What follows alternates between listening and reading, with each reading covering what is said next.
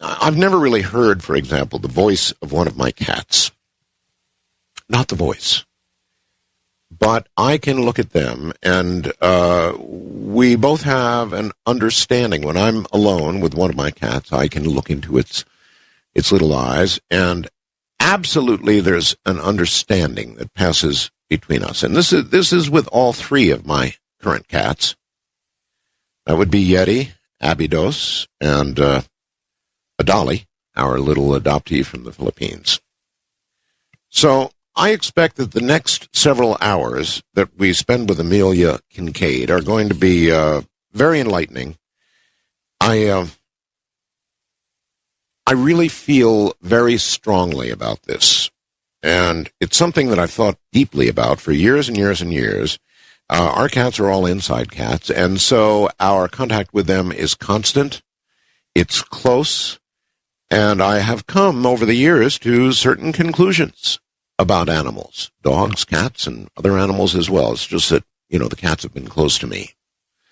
So when we get back, one of the most renowned animal communicators on the planet, one of the top 100 psychics in the U.S., Amelia Kincaid. I'm Art Bell. Amelia Kincaid, what a pleasure it is to have her on the air, is the author of Straight from the Horse's Mouth, How to Talk to Animals and Get Answers, and The Language of Miracles. A celebrated psychic teaches you to talk to animals. She's an international speaker and was featured in the top 100 psychics in America. Her unique abilities have been the focus of countless magazine and newspaper articles worldwide, and she's appeared on several national television programs. Amelia's true passion is assisting animal rescue organizations in Africa who create safe havens for elephants, cheetah, and white lions. In 2002, she was honored to accept invitations to Buckingham Palace to work with the household cavalry of Queen Elizabeth II and to whisper with the hunting horses of Prince Charles. In a moment, we're going to talk to a lady who talks to animals. I'm Art Bell. Amelia Kincaid, welcome to Coast AM. Thank you so much, Art Bell. It is honestly, it's a pleasure to have you here. I've just been dying to do this, and I don't know where to begin. Yes, I do. I'd kind of like to know, if you wouldn't mind, how the very beginning of this manifested. I had a funny feline you were going to ask me that. Funny feline. I just want to thank you on behalf of your cats for having me on the air tonight. I think they were the ones that really instrumented this. Oh, I couldn't agree more. Mm-hmm. I think so, too. I've got so much to say about them, but I'll hold that. I want to know how it began for you. The very first inkling that came to you that you had an ability that perhaps others have not yet developed. Well, the beauty of what I teach is that I absolutely know beyond the shadow of a doubt this is a learned skill. It's not a gift. It's a learned skill. It has to do with developing neural nets in the brain, as does any sort of talent where you might have had some God-given talent to begin with. But it's no different from learning to play the piano or learning to play the violin, learning to ski, learning to play football. I mean, all of those things have to do with neurophysiology and the way brain chemistry operates. But I'm going to back up now and tell you, in the very beginning, the way this started for me was that I had a very cantankerous cat. I had a very noisy kitty that I had gotten from the Pound in North Hollywood, and I snuck him into an apartment building where I wasn't supposed to have a cat. And every time I left the apartment, this cat would go off like a fire alarm. And this is the opening chapter of my first book. His name was Rodney, and he was an orange tabby cat, what I like to call the Honda Civic of cats. That is a very common model. It's the orange needle-nosed redhead, loudmouth needle-nosed redhead. Mm-hmm. And he got me kicked out of one apartment building and was about to get me kicked out of another apartment building. And there was a woman coming to town to work with my vet. And this lady had the very mysterious reputation of being able to talk to animals. And I took this cat to see this woman, and at that point, I was a complete and total skeptic. I'd never heard or seen a person who could telepath with a cat. How old were you at this point? I was about 23. Okay. And she so completely blew my mind. This was Beatrice Lydecker, by the way. I didn't call her by name in my book, and I will, in case she's listening. Beatrice Lydecker was one of Johnny Carson's favorite guests, and she actually made Ed McMahon cry when she spoke to his cats. Oh. And that was a couple of decades ago, so that was even more controversial than this is now. And she was one of the first people out there really in front of the firing squad saying, of course these animals can think and feel. Of course we can learn how to listen to them. And what Beatrice did in that moment, the first thing I put the cat down on this metal table, at a vet's office where a cat would normally, jump down and hide and be terrified. Rodney looks up at this woman with a look on his face that I'll never forget. Like, as if to say, what? What? What are you doing? What, yeah.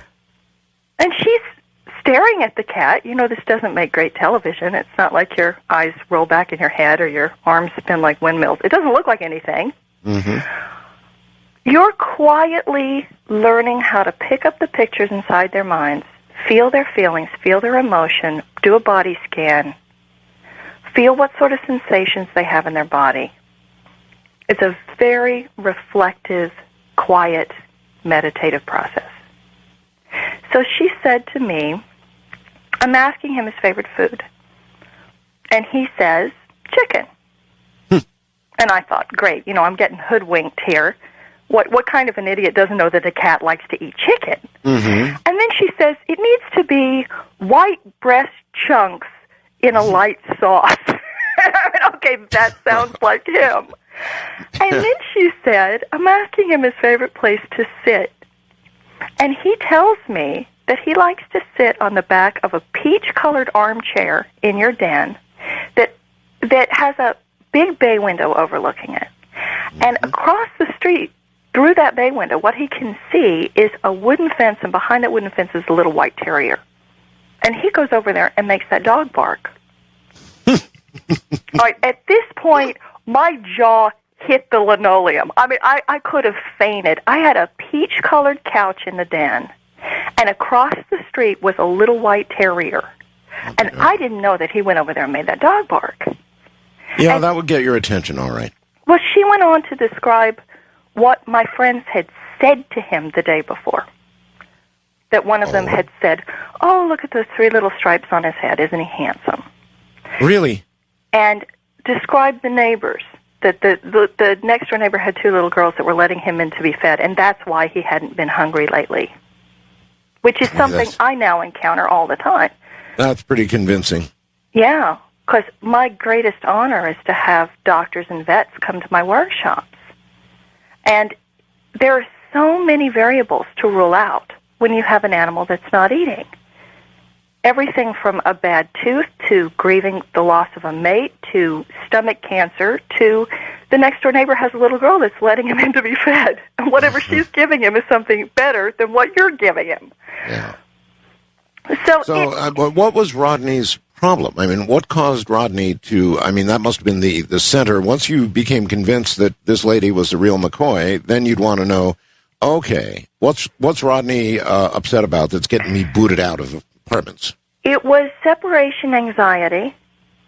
She told me that he had come from a warehouse in a very grubby part of Los Angeles where he had to scream in order to be fed, and that the workmen would only throw food down to the cats if they could hear them. And her diagnosis was the last thing on earth I wanted to hear. She said, you need to get another cat. Huh. And I went, oh, no. I already have one too many cats. That's the problem to begin with. She said, oh, no. If you get him a wife, it's going to solve all his problems. But this is another thing that is so true so often. If you get a female dog, if you have one dog that's misbehaving and you go out and you get him a female dog, the female dog will herd the bad dog around and say, you know they don't want you to pee on that.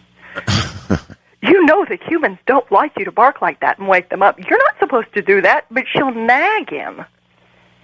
But I went out and found a beautiful little black and white coquette named Betty. Rodney fell madly in love with this cat and never meowed again at the top of his lungs. All of his emotional problems were gone. Wow. All right, so at this point, you're a believer. I mean... At this point, yeah. She had sold me, but I didn't think I could do it. Right. So what did you do? Get hold of her and say, teach me? Well, she was teaching a little tiny workshop that was kind of the seed of what I now teach. And I went into that workshop thinking I would be the last person in the world who could do it. And when we actually got into the meditation, I mean, it's a form of concentrated prayer.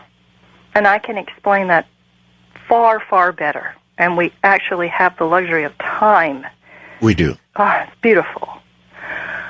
But when we made the connection to the dog, because I want to answer your initial question, I started taking pages and pages of notes, and I started crying, and I couldn't stop. So she had asked us, has this dog ever had puppies? Mm-hmm.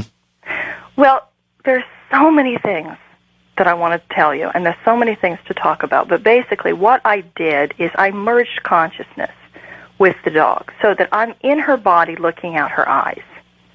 Now we have far more sophisticated ways to describe that. But in that moment, I found myself in the dog's history. One way to look at it could be memory banks, but I don't think that's really a sufficient explanation. What we're talking about is holographic information, that every living being on the planet is having a holographic experience of life on Earth. They're thinking in pictures, they're feeling feelings, and they have sensation in their bodies. So I went into the dog's experience, asked the question about the puppies. I found myself skimming 2 feet off the ground because I was in her body. And she was in front of a trailer home with an enormous pine tree in front. And I ran over and sniffed a pine cone. And the pine cone smelled better than anything I've ever smelled in my life. And I worked with a dog trainer on the BBC once who said, and this has been confirmed many times since I first heard it, if you unrolled a dog's nasal passages, they'd be the size of a football field. And if you unraveled a human's nasal passages, they'd be the size of a postage stamp. So you were actually able to feel the heightened, tremendously heightened sense of smell that we all know a dog has. Right. And then, as her, through her eyes, I ran over to a chain link fence, and behind the chain link fence was a black lab mix type dog. And I felt this incredible love for him. And then I felt a gush of sadness, and I heard the words, "Mother took me away in the divorce." And then I went forward in time and asked about the puppies.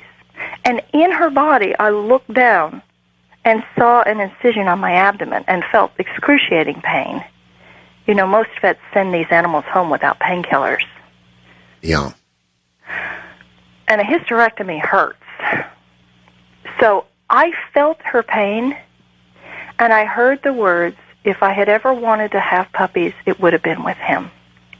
But Mother had to move us in the divorce. And she said, now that I can't have babies, I take care of all the neighborhood cats. Well, now, the implication of that is, though, that that dog understood divorce. Absolutely. They certainly would understand a parting, but did they actually, would you actually say that they understood the concept of divorce? Oh, sure. How could they not? Well, I can understand they would certainly be aware of the parting, the fact that it occurred, but to understand the actual concept of divorce is another jump. All right, well, let's say that here is this animal who's witnessing the fights, the tears, the pain Sure. that were going on in the relationship in the household before the divorce. Sure. They're feeling the feelings of the people. So they're already picking up all that energetically. They know exactly what the people are thinking and feeling. I mean, if we take away the idea of outer edges of things, and we start looking at what could be called implicate order instead of explicate order. Explicate order is looking at something and seeing the outer edge, the form. Mm-hmm. Implicate order is seeing inside the energetic field and feeling inside the energetic field. Then if all living beings are thinking in pictures, when your cat looks at you, your head might as well be a television set. They can see the thoughts, they can feel your feelings. All right, then they have a better defined sense of psychic ability naturally than we do. Oh, absolutely. Absolutely. I mean, the human animal is the only one that's taken themselves out of the chain, out of the harmony of nature, so that we're not aware. I think that what I teach people to do is to reconnect with that awareness. Intrinsically, we all have it. I think that it's more likely that we shut it out. It's so painful that we shut it out. So you actually can put yourself inside, for example, a dog, and feel yourself rolling along at a couple of feet off the ground, smelling a pine cone or whatever else a dog might smell. So you actually know how a dog feels and what it senses. And what we call Gestalt, the body scan, is being able to go into the body and slowly feeling your way through every organ, every muscle, so that you can discover what's going on physically inside this animal. There's no other way to find out whether it's a psychological problem or a health problem. Well, right. How's your batting average? Oh, that's a very funny and tricky question. 1,000, I'd have to say. In other words, I take it you do consults for people. You get together with the people and their animals, right? I teach now. You teach. So this year, I'm teaching in 12 countries, and I lecture in about 32 cities in about 12 countries every year. So what I do is I bring together huge groups of people into a seminar, and I teach them how to do it. Mm-hmm. Well, all right, let's circle back a little bit. You said that it's something everybody can learn. Now, I talk to psychics and remote viewers and people of all kinds of disciplines, and inevitably they all say kind of the same thing. But then they all also admit that there are people who are natural in these areas, and there are some others that are kind of thick as a brick. And while everybody might be able to learn it to some degree, there are naturals, Amelia. You're obviously one of those, and so you kind of say, well, everybody can do it. I'm not sure everybody can do it equally well. Okay, I will definitely agree with you.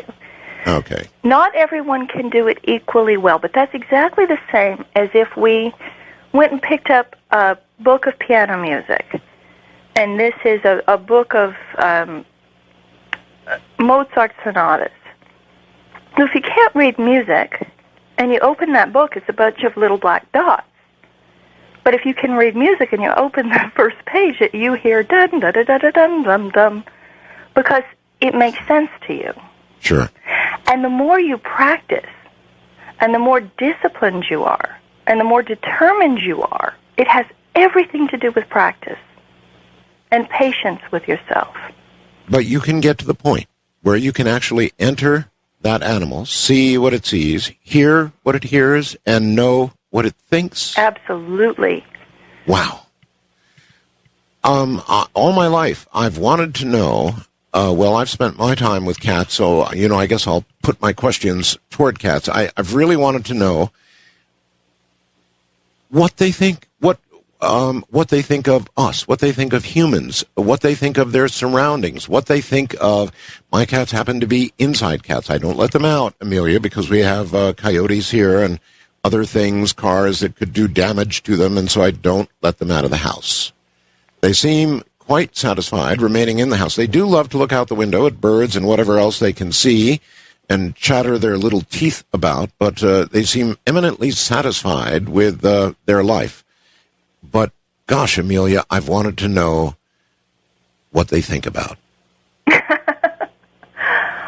Well, that's the beginning. The beginning is the unconditional love. Here's a crash course. If you were to look at it this way, all living beings, all human beings, are thinking thoughts. We're sending out frequencies into the world around us. So we're all functioning as radio stations. And some scientists have said that human beings think up to 40,000 thoughts a day. All right, I'll tell you what, Amelia, we're already at a break point. Hold tight. No, when we come back, Crash Course is where we're going, and that's exactly what I want, is a crash course. So Amelia Kincaid is our guest. She is able to know what animals feel. She's able to be inside of them. She's able to talk to them. We'll be right back.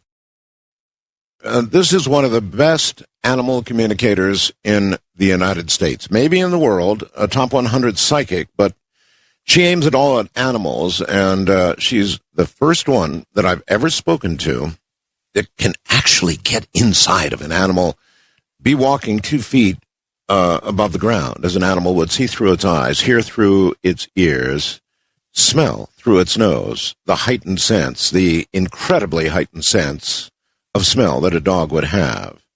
And I've got quite a few stories for her, but in a moment, we're going to get a crash course on how we can do it.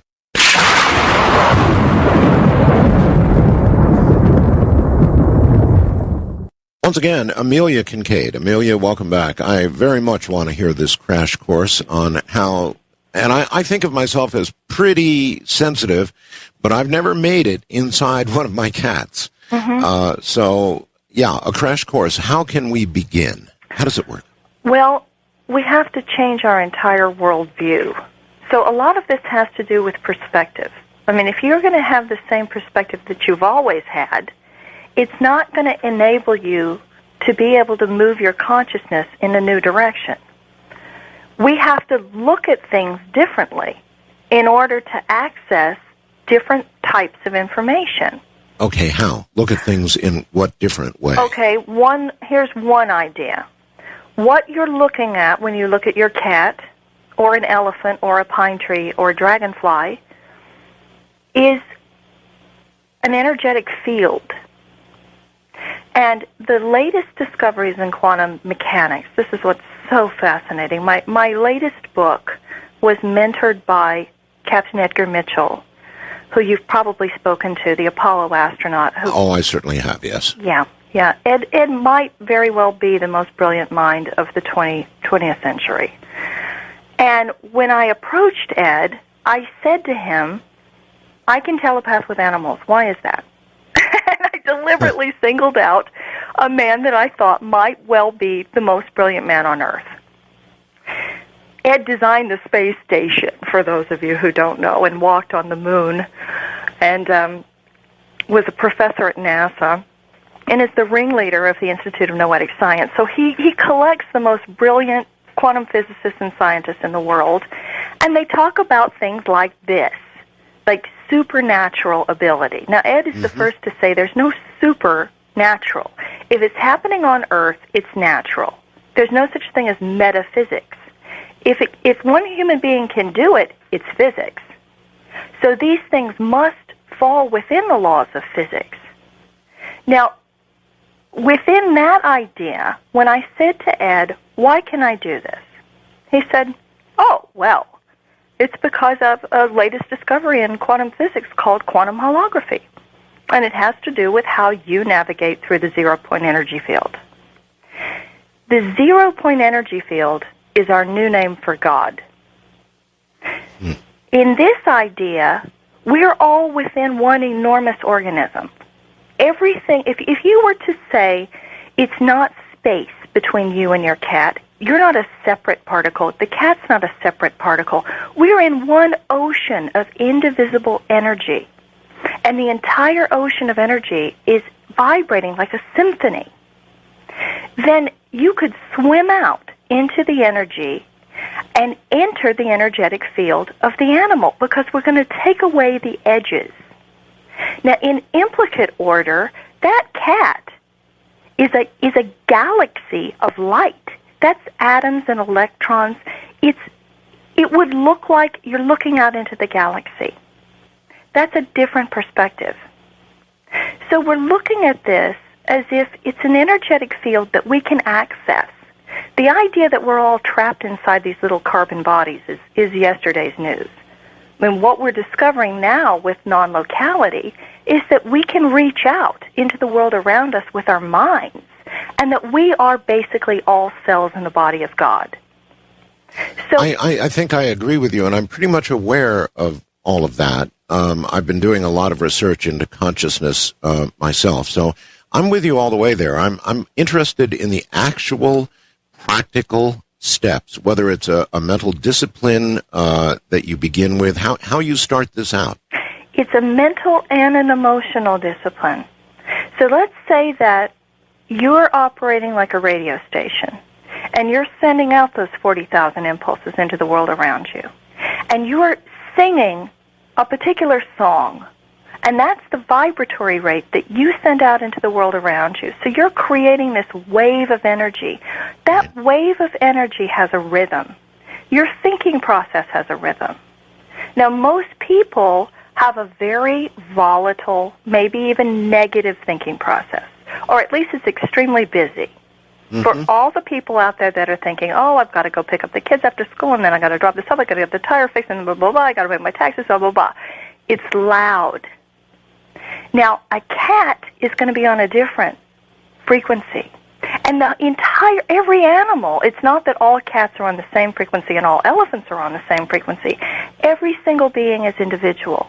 But it's as if they were different channels on a radio station. So what I teach people to do, in order for you to tune into a different channel so that you could hear, what is my horse needing right now? What is he trying to tell me? Right. You would have to turn your program off. Now, this is where we get into the meditative process. And this is a very Buddhist idea, although it kind of transcends all religions. If you were able to turn your thinking process off, and you don't have to sit in silence for hours, you have to be able to turn it off for a second and turn off your emotions. So whatever it was that you were feeling, I teach my students to move down. So you're moving into a deeper part of your body, literally, so that your identification is in your heart, not in your head. Okay. That first direction, down. Or to think about the bottoms of your feet and how your body connects to gravity. You're moving yourself out of that very busy head where we get ourselves into so much trouble. Then moving your focus back into your spinal column.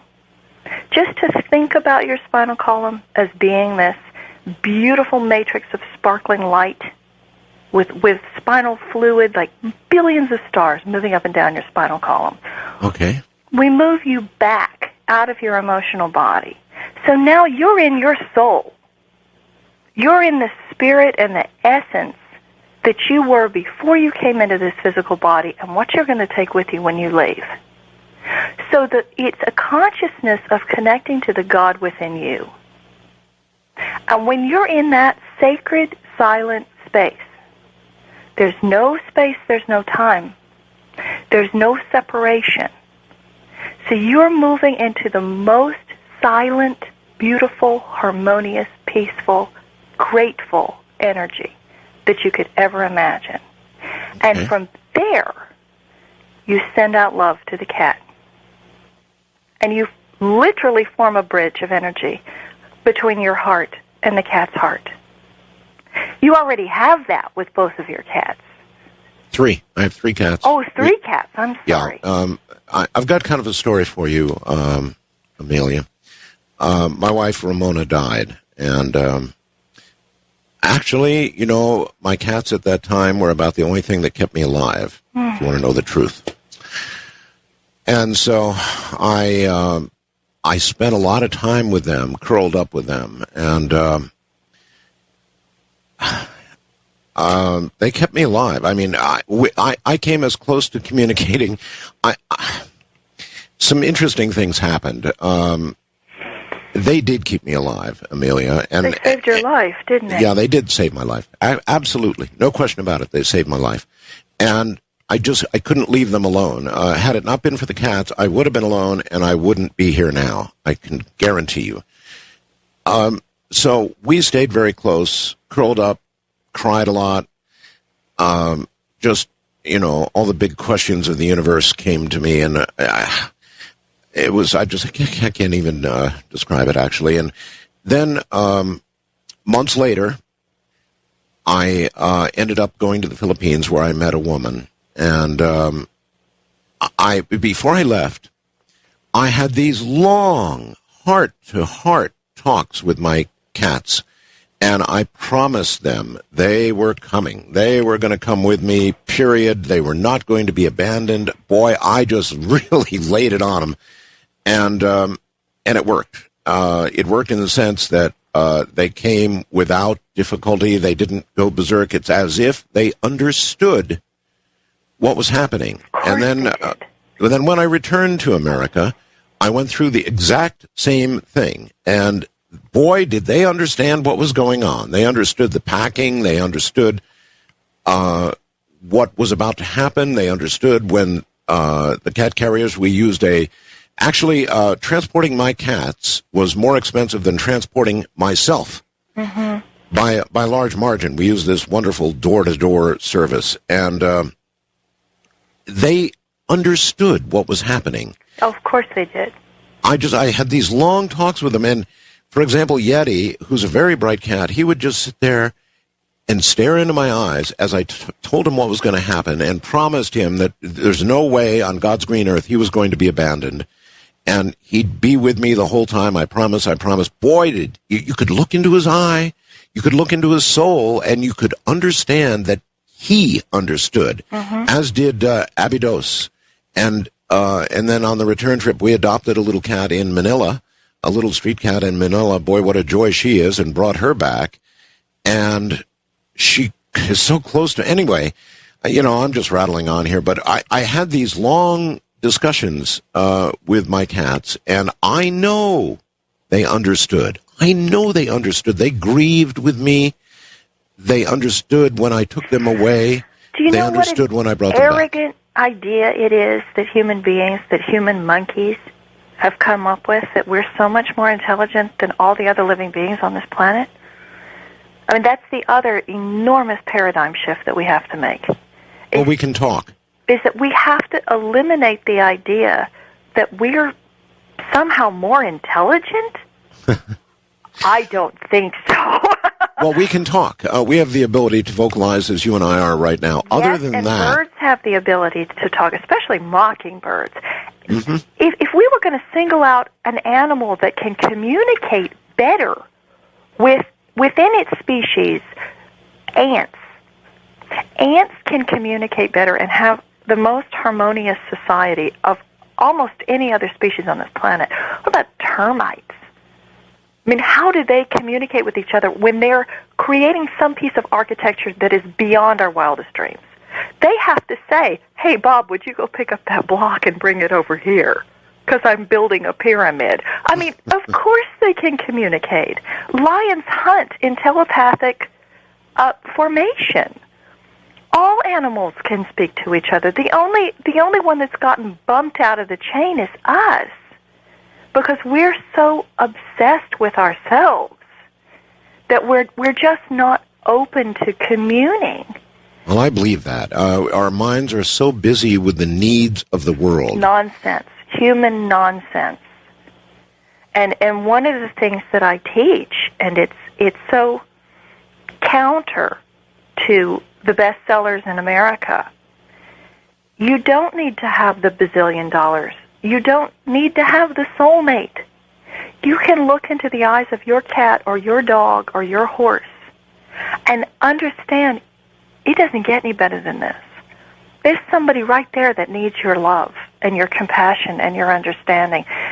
And I am so utterly filled with joy. I mean, every time I look at my cat, I think my heart's going to explode. And is it not proof that God exists? That something created these animals. Something created this harmony and order and beauty, this symmetry, the poetry of a cat. I think they're Mother Nature's masterpiece. I'm sorry for all the dog listeners out there, but I finally had to come clean with that, and I get asked that all over the world. Well, I agree with you. And I too, serve up apologies to the dog lovers. There are many out there, and I'm sure they have their own fan club. But for me, it's cats, and they're just such special animals. So, in other words, like many other disciplines, like remote viewing and many other things, you quiet your mind. Mm-hmm. But you say then just go down, let your into what we're talking about. I mean, it seemed like a segue, but it wasn't. No, I'm going to try this, so I want to really understand it. You let your consciousness go down. You said into your heart. Yeah, into your heart. Getting as silent, as quiet, as reverent as you possibly can. Then I reach out to God, Goddess, all that is, into the universe itself with a sense of gratitude, knowing that we are all one, that the cells within the body of God should be able to communicate with each other, and they can. And then you reach out toward that animal. So it's heart, God, animal. So at the point that you get yourself isolated, as it were, and all of the world around you has gone away, you can then reach out only with intent to a specific animal.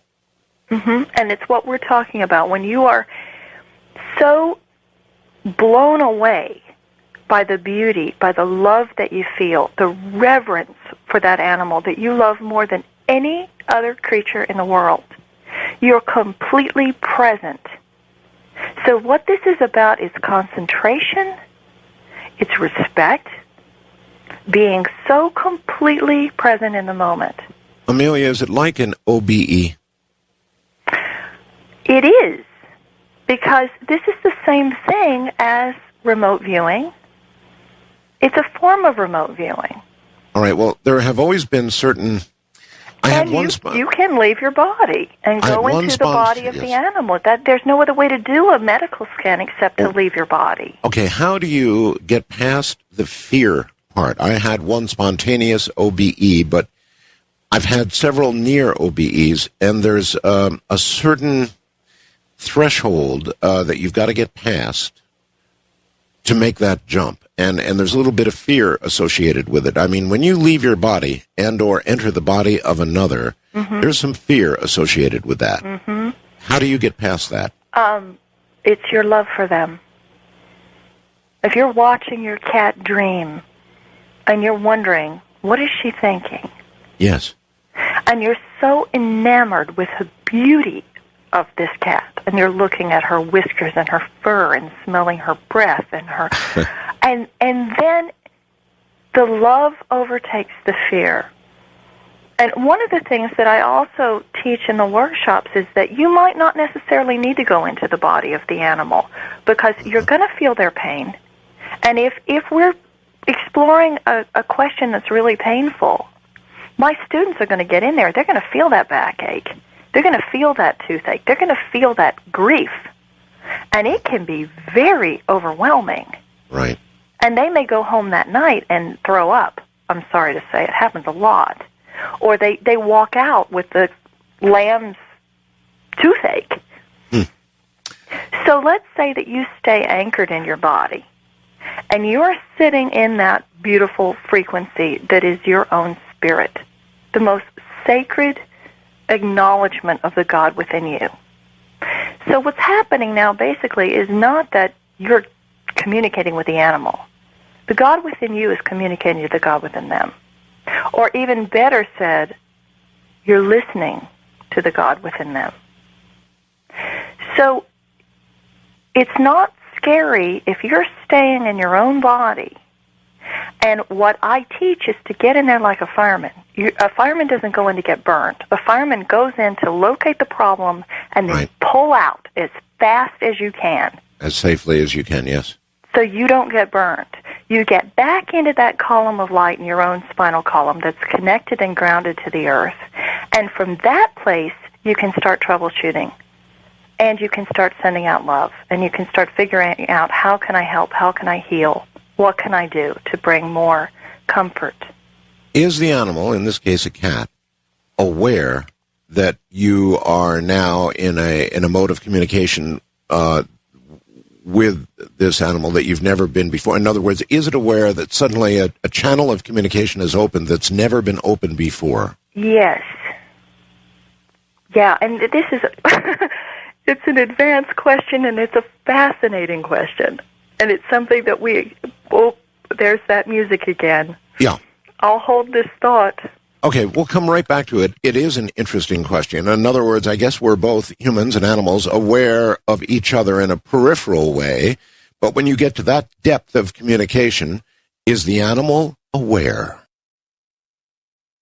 Good morning, everybody. Amelia Kincaid is my guest. She's one of the best psychics in the U.S. She's one of the best animal communicators in the world. And we're getting a few secrets tonight, kind of a crash course on how to do it yourself. And it's well worth giving a try. I've been listening very closely, and I can assure you I'm going to give it a try. In a moment, we're going to discuss what happens when your animal realizes you're sort of in a new mode of communication with it, one that it's never felt before. And by the way, if you go to my website, or the website, coasttocoastam.com, and click on my webcam and do a refresh, that's Dolly. I ran and got her during the break and took a quick photo. That's Dolly.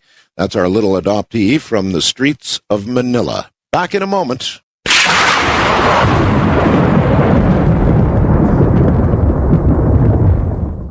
A few weeks after I arrived in Manila, and got the condominium, a beautiful condominium in Makati.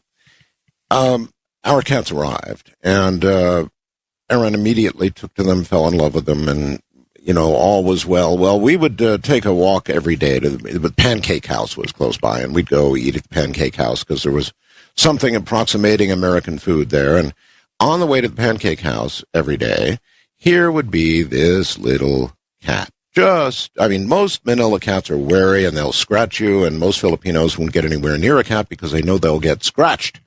But not this little cat. She would walk up and rub on my leg and jump in my lap and just was, like that, right? So one day it happened, and I finally said, actually, Aaron said it, let's take her to the condo. And so I picked her up, carried her to the condominium, walked past the guards who were laughing like crazy, because they knew I'd been suckered, took her up, gave her a bath, gave her a meal, and she wouldn't let any of my other cats anywhere near me. She would chase the other cats away and then run back to the base of my feet and take possession of me. And she just wouldn't let any cat near me, and I was afraid she was going to hurt the other cats. So anyway, long story short, we took her back to the street, left her there, and every day we'd see her. It took about 3 more days. Again, this time we said, that's it. Okay, she's ours. Took her home. The guards laughed again, and we ended up immigrating her to the United States, and there is the picture of her right there. So, Amelia, welcome back. The question was, when you achieve this state and you actually actually get into an animal or get into a state of communication with an animal that's so close that you're both aware of it, is the animal, in this case a cat, aware that you are there? Yes, very much so. The simplest explanation I can give you is that they're going to pick up the pictures in your mind. So if you're asking them a question, you're sending a particular frequency. Now, let's say that we have an animal on the stage, and I'm going to ask the group, let's ask this cat, what are you afraid of? They send the frequency of fear. They go into the body, the energetic body of the animal, maybe the memory banks of the animal, and I say, write down the first thing that comes to your mind. Mm-hmm. Is this cat in love? You're going to send them the frequency of love, of the joy of seeing another cat that just makes your heart sing. Write down the first thing that comes to your mind. Okay. So this is how we teach the class. You send them fear. Fear is a frequency. It's a wave of energy. You go into that library of records, which is their body. You locate that particular experience, which is almost like walking into a Blockbuster video store and saying, I'm going to look for this particular movie. Now, what traumatized this dog? I'm going to pull that record down and read it. So that's how we can find particular pieces of information. It's by sending different frequencies. We send loneliness, we send sadness, we send are you grieving, we send what makes you happy, what's your favorite activity. We can ask anything about their food, their medicine. Does the medicine have some sort of other reaction? Does it give you a headache? Does it upset your stomach? Okay, so the idea there is that it's almost like being a dolphin. Another way to look at this is that we're developing our sixth sense. We're sending a laser beam, like a flashlight, into the animal's experience to ask a question. It's going to light up the holographic experience that matches the frequency of the feeling. Okay. So we can ask anything about their emotions or their history or their relationships. Can I ask you this? I understand that many times you're looking for, I don't know, something that might be physically bothering an animal or something that emotionally is bothering an animal. But I've always sort of wanted to know, take a generally healthy cat, for example. What are its, I mean, we all know what our daily thoughts are like. They're busied and full of taxes and all the rest of the things that this time of year brings. But what about a cat? What is a cat's kind of daily I'm going to make thinking? you ask yours, Art. When you get home today, I'm going to make you ask yours. I'm going to give it a try, but right now, I'm asking you. All right, cats are a very different breed because they're asleep 90% of the time. That's true. All right, so this isn't like a squirrel or any sort of an animal or an elephant or an animal that's awake and busy and very present in the world. The cat is already walking between worlds. They're our most mystical creatures on this planet. Well, they're nocturnal, and so am I. So I'm generally awake when they're very awake and playing in the middle of the night. I keep the same hours my cats do, put it plainly. And so I've always been kind of curious what a cat, a generally healthy cat, thinks about. They're all individual, and they all think about things. I think one of the biggest paradigm shifts is how similar all of our experiences are on this planet, that we're all experiencing very similar things. I mean, I have so many stories and so many things I want to tell you. I'll give you for instance. When I was in South Africa, I went to a cheetah sanctuary, and I went into the pen of each cheetah and asked a whole series of questions, and I had national news on me, so I was under a lot of pressure. I went into the pen of a cheetah named Joseph, and I said, "What's going on? Are you okay?" And he said, "No." And I said, "What happened?" And I got a wave of sadness. Okay, that's the emotion. That's called clairsentience, clear sensing in Latin, where we can feel the emotion. Then I take it a step further. What's attached to this emotion? I saw a female cheetah. I said, "Okay, what's her name?" I hear the name Charlie. Then I saw 2 cheetah cubs, and he said, "They got sent away." I said, "Okay, where'd they go?" He said, "Up north." I went, "Okay, I think I know where that is. It's a different cheetah sanctuary." "Why did they send your mate away?" "Because they're breeding her with somebody else." I said, "Tell me something funny. Tell me something crazy that you eat that no one would ever believe that you like to eat." And he said, "Squash." "Tell him I love the squash." I said, okay, that's ridiculous, because I know for a fact that cheetah don't eat squash. I said, well, what do you do for fun? What's your favorite activity? He said, tell him I love the baby bottles that they tie on the ribbons. All right, now, one of the properties of telepathic communication, the way that you know you're not manufacturing it, that it's coming in from the outside, speed. Now, when the telephone rings and you know who's on the other line before you pick it up, and you go, oh, that's my mother, it breaks your normal thinking process. Mm-hmm. Because the thinking process that you're manufacturing has a rhythm. Now, when it's non-local information, it's simultaneous. All of a sudden, bang, your mother comes into your mind, or you smell her perfume, or you hear her voice, or you hear her calling your name, or you in your own mind say, oh, that's my mother. Same thing, something's wrong with someone that you love. When you sense there's a traffic jam, you shouldn't go this way, you should go that way. It happens incredibly fast. The second property is that you couldn't have made that up. I wouldn't have told the African National News that the cheetah said that he likes to eat squash and play with human baby bottles, because I don't want to make a fool out of myself on national television. Sure. So the quality of left field, that it's so strange. You ask the dog his favorite food, and he says, cream cheese on a bagel. And the person says, oh, I gave that to her last night. So that's the second property. The third property is the level of emotion. If you're with an animal and you get hit with a wave of sadness, or you suddenly get a pang in one of your teeth, and you go, whoa, I should have this cat's teeth checked. Mm-hmm. Or you feel their nausea, or you feel the pain in their lower back.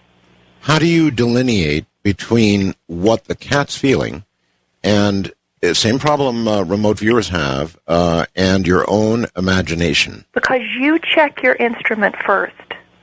If you are a completely clear instrument, let's say that you don't have a bad knee, or let's say that you do, and you're aware of that, so you log that information. Then we ask the donkey on the stage. This really happened in London. Incredible story. I had 150 people in a room, and we had a donkey on the stage. And the owner said to me, the guardian, is the donkey in any pain? I look out and I ask the question. I look out into the audience, and dozens of people had one hand over their left jaw. And they were all kind of going, ow. It was really obvious. Then I started walking around, and 3 people in the audience had drawn something that looked like a little lightning bolt. Now, this is getting to the dun-dun-dun-dun-dun stage. Yeah, Where they're making mud mountains in their living room. You know that scene from Close Encounters? Yes, of course.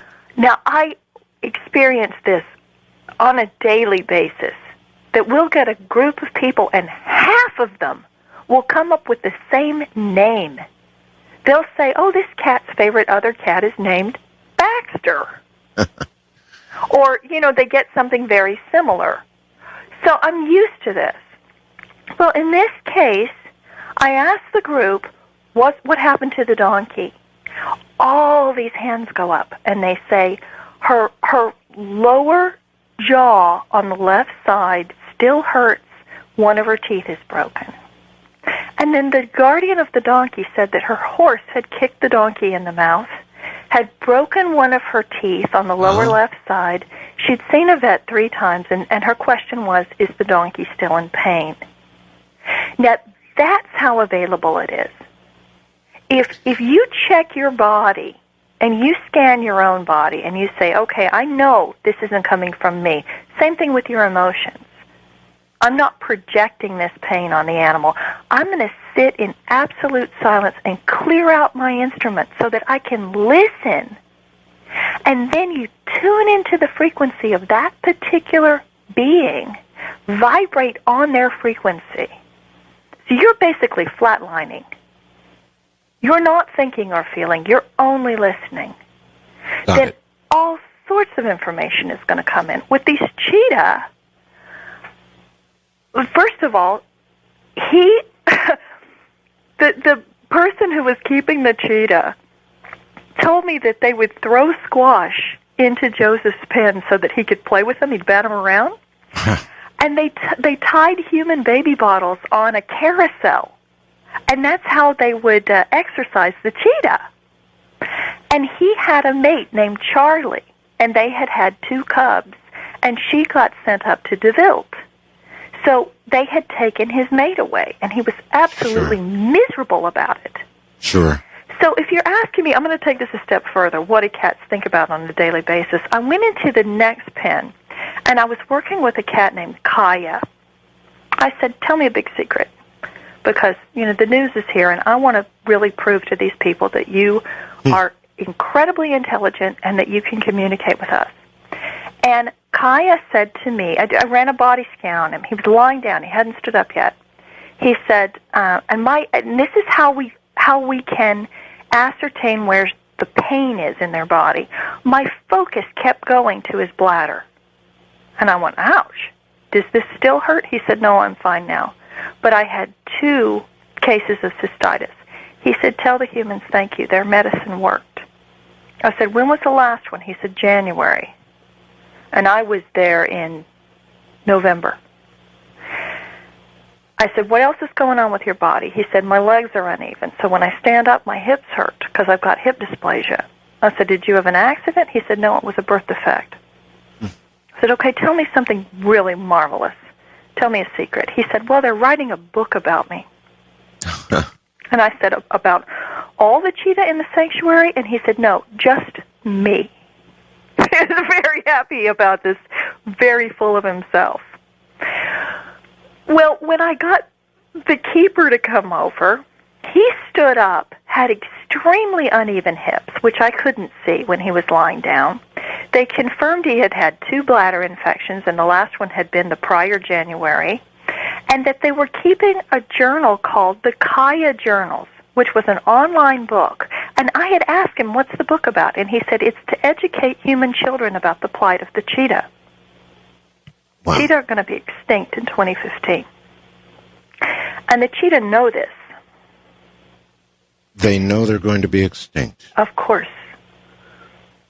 I mean, how could they not? What an overwhelming sadness that knowledge would carry with it. My God.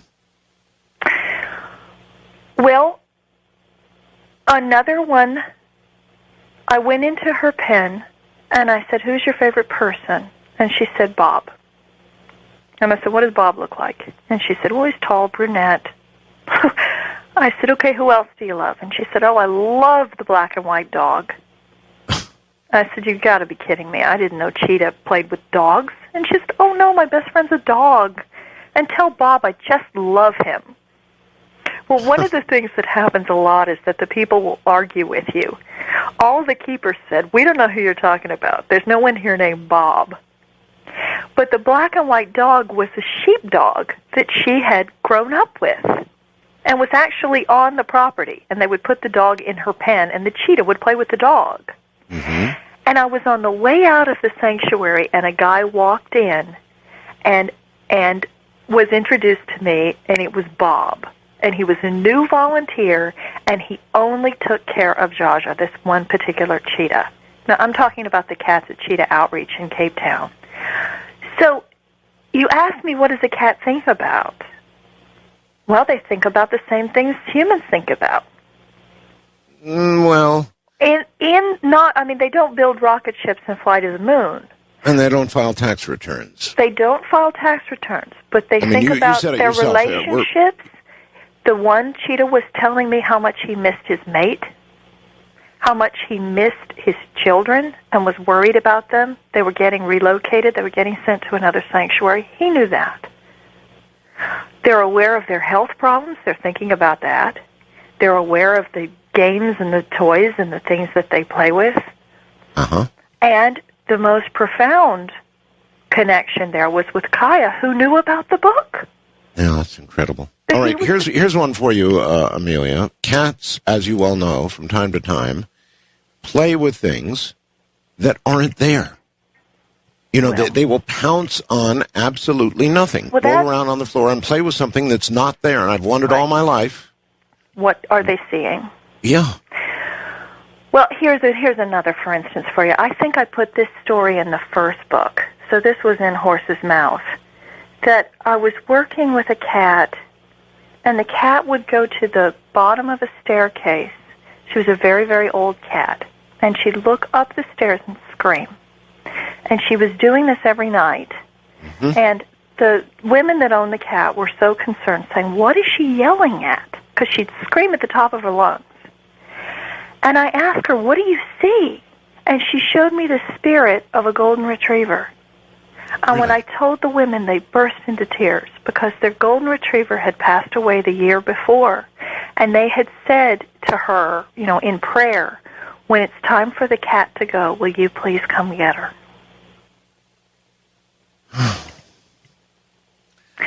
The golden retriever took the kitty. She died very soon after that. So it was getting close to her time. Right. Our spectrum of what our eyes can see is so minute, and the spectrum of what our brains process is very small. Cats can see things that we can't see. It doesn't mean they're not there. It just means that we can't see them. Well, that was exactly my question. If you've ever been inside a cat and looked out through a cat's eyes at one of those moments, I'd just love to know what it is whatever it is that it sees. We'll be right back. Good morning, everybody. Amelia Kincaid is my guest, a top psychic in the U.S., a top animal communicator worldwide, and obviously she's done a lot of world travel. And I'm going to go right back to this question about the unseen things that cats apparently see that we don't. And I'm going to sort of rephrase the question, so we'll be right back.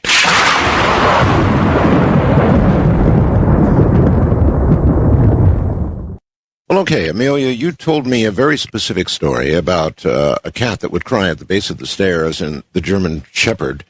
The Golden Retriever. Anyway, what I was sort of after here, Amelia, was so many times a cat in a joyful moment, and I know you're looking for problems and, trying to diagnose things a lot of times when you communicate, but a lot of times a cat in just a pure moment of absolute unbridled joy will be seen to be playing with something on the floor that obviously we can't see, but it's something the cat either sees or senses or something. I have no idea, but it's a moment of joy. It's a happy invisible something. Yeah, it is. It is. I did one talk show here in America, and the cat gave me the name. I said, "Who do you love?" And she said, "Oh, I love it when Hope's in the house. Hope's my favorite person." And the woman burst into tears. Her mother's name was Hope, and she had just died. So her mom was in the house. Now, I hear this every day. This is a daily occurrence, and it's a daily occurrence with all my students. I have a woman in England, and the language of miracles, I profiled my 20 best students because my entire purpose was to prove it's not just that I can do this. Everyone can learn, depending on how much discipline and how much determination they have. Okay. 20 students getting names, dates, details, medical information, histories, incredible things. One of the most incredible students I have is a vet, and she can actually see inside the animal's body before she cuts them open. She's a surgeon.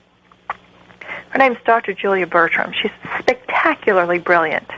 And when I first met Julia, I was teaching a workshop in Germany. She also speaks German, so she came to see me there, and I am getting around to answering your question. We had a cat on the stage, and I said, "Who does the cat love?" She got 3 things in minute detail: a brown and white guinea pig, a black and white cat, and a little goldfish. Well, the guinea pig had just passed away, but the spirit of the guinea pig was still in the house. So you're telling me they're seeing and playing with and interacting with spirits? Absolutely. Just because we can't see them, I think that one of the other paradigms is that the other side isn't out there somewhere. We're cohabitating the same space with other dimensions. So if your ex-wife, who is now in heaven, is in your living room, your cat is going to see her. And if she bends down and pets the cat's heads, they would tell me that. Or if you have all sorts of different spirit beings in the house that the cats are playing with, they can tell me what they are, whether they're mice or elves or whatever. Okay, that absolutely answers that, and it's kind of what I guess I suspected. Can you talk to any sort of animal? And I guess right on down to insects. You mentioned insects, so you can literally communicate with any animal? Any living being is thinking, feeling, having sensations, and can be accessed through a quantum process. So even if, our scientists have some pretty absurd ideas, really condescending and ridiculous ideas, like lobsters have no feelings because they don't have a central nervous system, or that any sort of insect that doesn't have a nervous system that mirrors ours, therefore can't think and feel. Well, unless you can actually talk to them and find out directly, what does a cricket feel? What does a rat feel? How much can a mouse feel? I have one story, and I think this is in the Language of Miracles, where I was talking to rats. And the rat said to me, "Tell Mommy that I'm with Susie." And Susie, and explained to me that it was a blonde woman who had passed away. The rat that I was talking to was in spirit. She had passed away. And then the woman told me that her mother's name was Susie, and that she was blonde, and laughed and said, well, the rat couldn't possibly be with my mother. My mother hated rats. But every living being can be accessed, and you can have a conversation. Okay. All right. Once you've realized all of this about living beings, all living beings, then it invokes a lot of questions about, for example, eating animals, performing experiments on animals for the benefit of human beings. All of that jumps out at you as you realize that they're as sacred as the next living thing. Now, how do you feel about that? I think that it's going to take a lot of time. And over the decades, things are gradually starting to evolve, if we're here long enough to even have things evolve. I'm a big believer in free-range food. And I think there's a big difference between having some animal that was factory farmed. There's a difference between death and torture. We're all going to die. And I'm not promoting the people out there that are going to live their life off steak. But the point being, if an animal is tortured every moment of its life, I'm more concerned about the quality of their life than the quantity of life. I think there's a big difference between a lamb that was standing by the side of the road out in a beautiful field with its family under the stars in the rain in New Zealand, and a lamb that is in a factory farm being tortured daily. I don't think we have the right to do that. I am 100% anti-vivisection. That means I don't believe in laboratory animals at all, under any circumstances. Yeah, well, once you embrace the rest of this, you would have to feel that. Yeah, I don't think we have the right to torture other animals. And so much of the research about vivisection indicates it doesn't work anyway. There are over 100 types of cancers that can be cured in rats that can't be cured in humans. Things don't necessarily cross species lines the way that we think they do. And if we could learn how to simply tune in, they could teach us, and we could learn more about our bodies by using our intuition. Maybe you can answer this. Obviously, or at least, on the outside, some animals are clearly, from our perspective, more intelligent than other animals.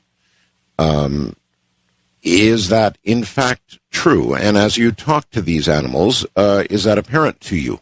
I don't believe in that kind of hierarchy. And I think if we're judging it against human intelligence, if we're comparing it to, is this fox as intelligent as a human? Well, it may be the most intelligent fox within the arena of what it means to be a fox, or to be a badger, or to be a sparrow. It's a completely different paradigm. Our idea of intelligence is a hierarchy that simply doesn't work. That's yesterday's science. And so much cruelty has been rationalized in the name of that we're more intelligent than they are. No, we're not. Some of the most intelligent conversations I've ever had in my life were with rats. With rats? Rats are incredibly emotional and intelligent beings.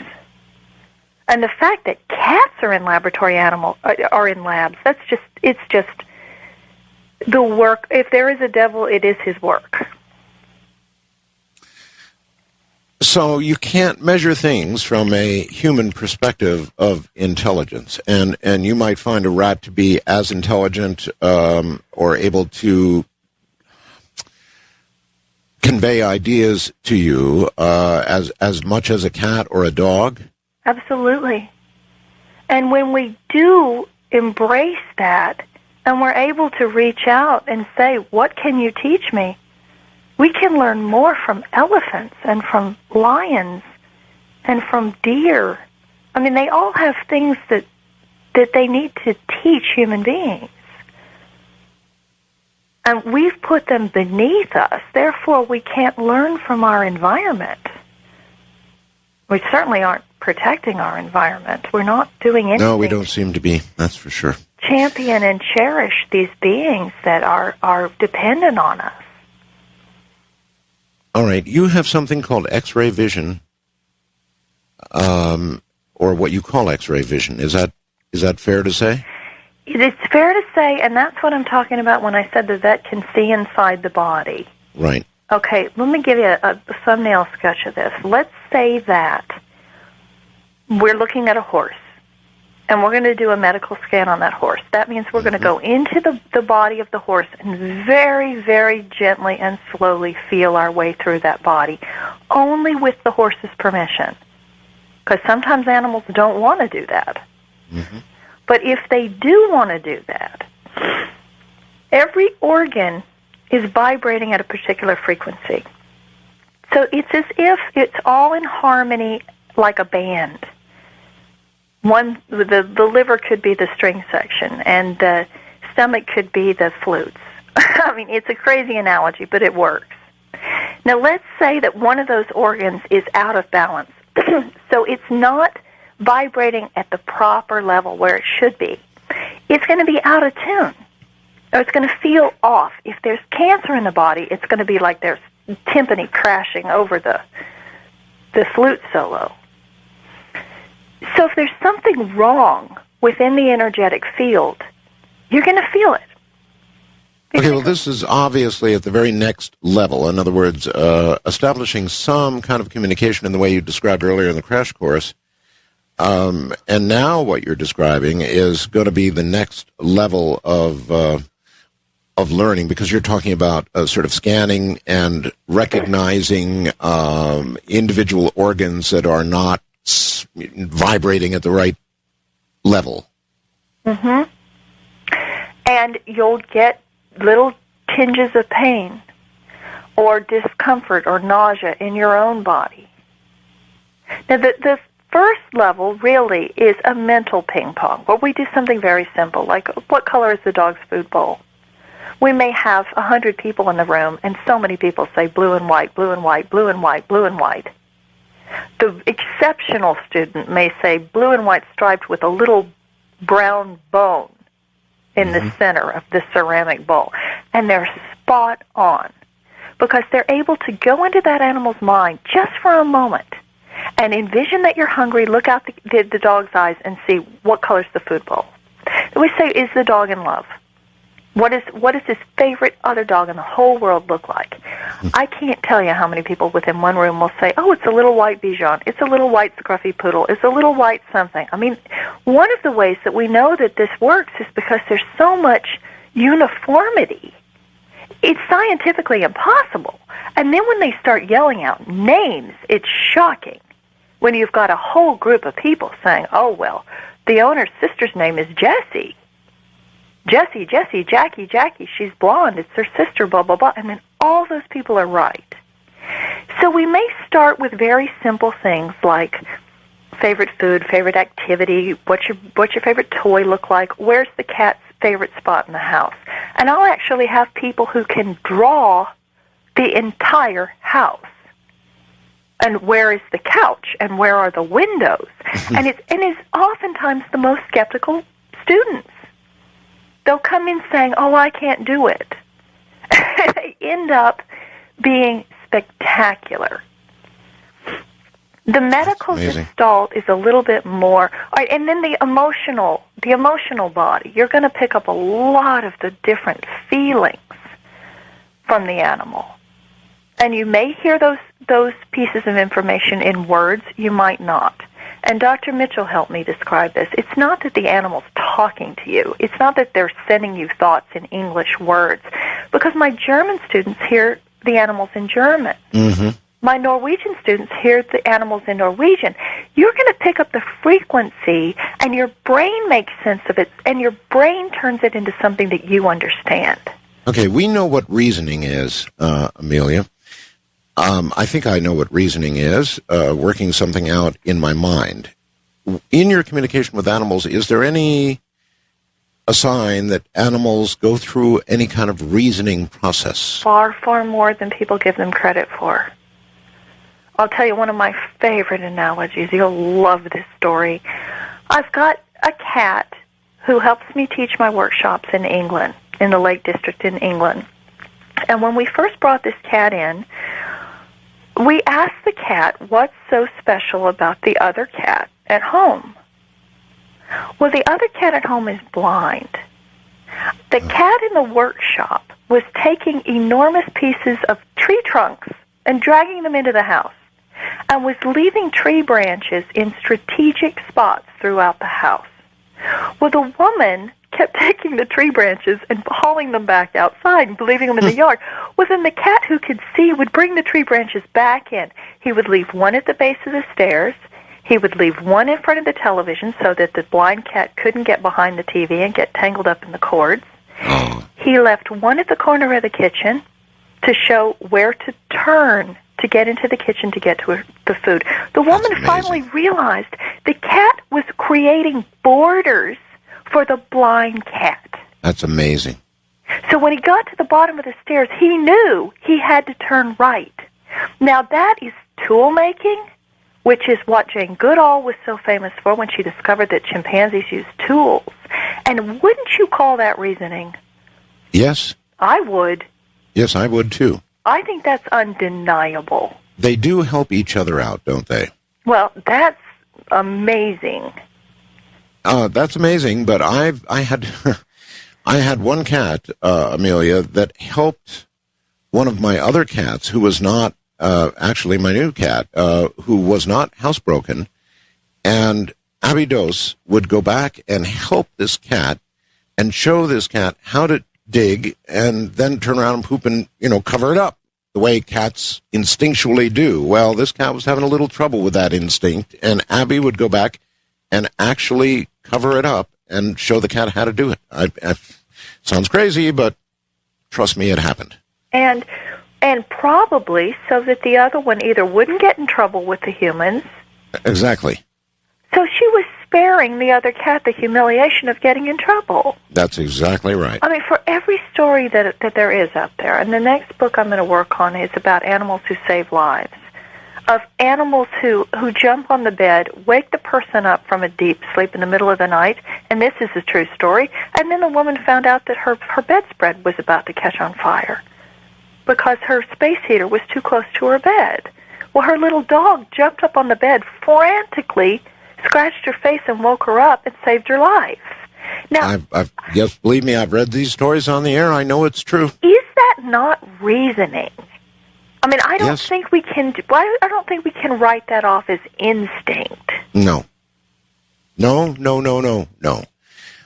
Here's an off-the-wall question, and I had it happen once, so I'd love the answer to it if you think you might even know. This lady has a cat who, despite the presence of 2 cat boxes, poops right outside the box instead of inside the box. Have you ever heard of that? Oh, sure. And I'll tell you, there's a very practical solution to this. I have an igloo. So she has to climb up some stairs and into a plastic igloo so that she can't hang her little tuchus over the side. Sometimes it's just because they say, well, I'm standing in the sand, and they don't quite realize. Now, if there's a wall there, they don't have any choice. Mm. Everything's going to stay inside the box. So something they have to climb through to get into the box. It has a lid on it. So there are walls. Unless it's a deliberate protest. And it could be a protest against something, that the box isn't clean enough, or the cat's upset about something. Okay, and only you talking to the cat or somebody capable of doing what you do could find that out for sure. All right, Amelia Kincaid is my guest. When we come back, we're going to open the phone lines, and I know many of you have zillions of questions, so if you think you've got a good one for Amelia, the numbers will be coming up. I'm Art Bell. Music, as almost all of you know, I think, can take you to a completely different place. It certainly is true for me. I can be in the very worst of moods and throw on a set of headphones, listen to some of my favorite music, like the stuff you hear on the show, and it'll just take me to a completely different place. And Ethan in Chico, California asks, I was just wondering what cats and dogs think of music. Do they enjoy it? Do they understand what it is? Do they, I would add, get taken to a different place in the way we do? We'll ask Amelia in a moment.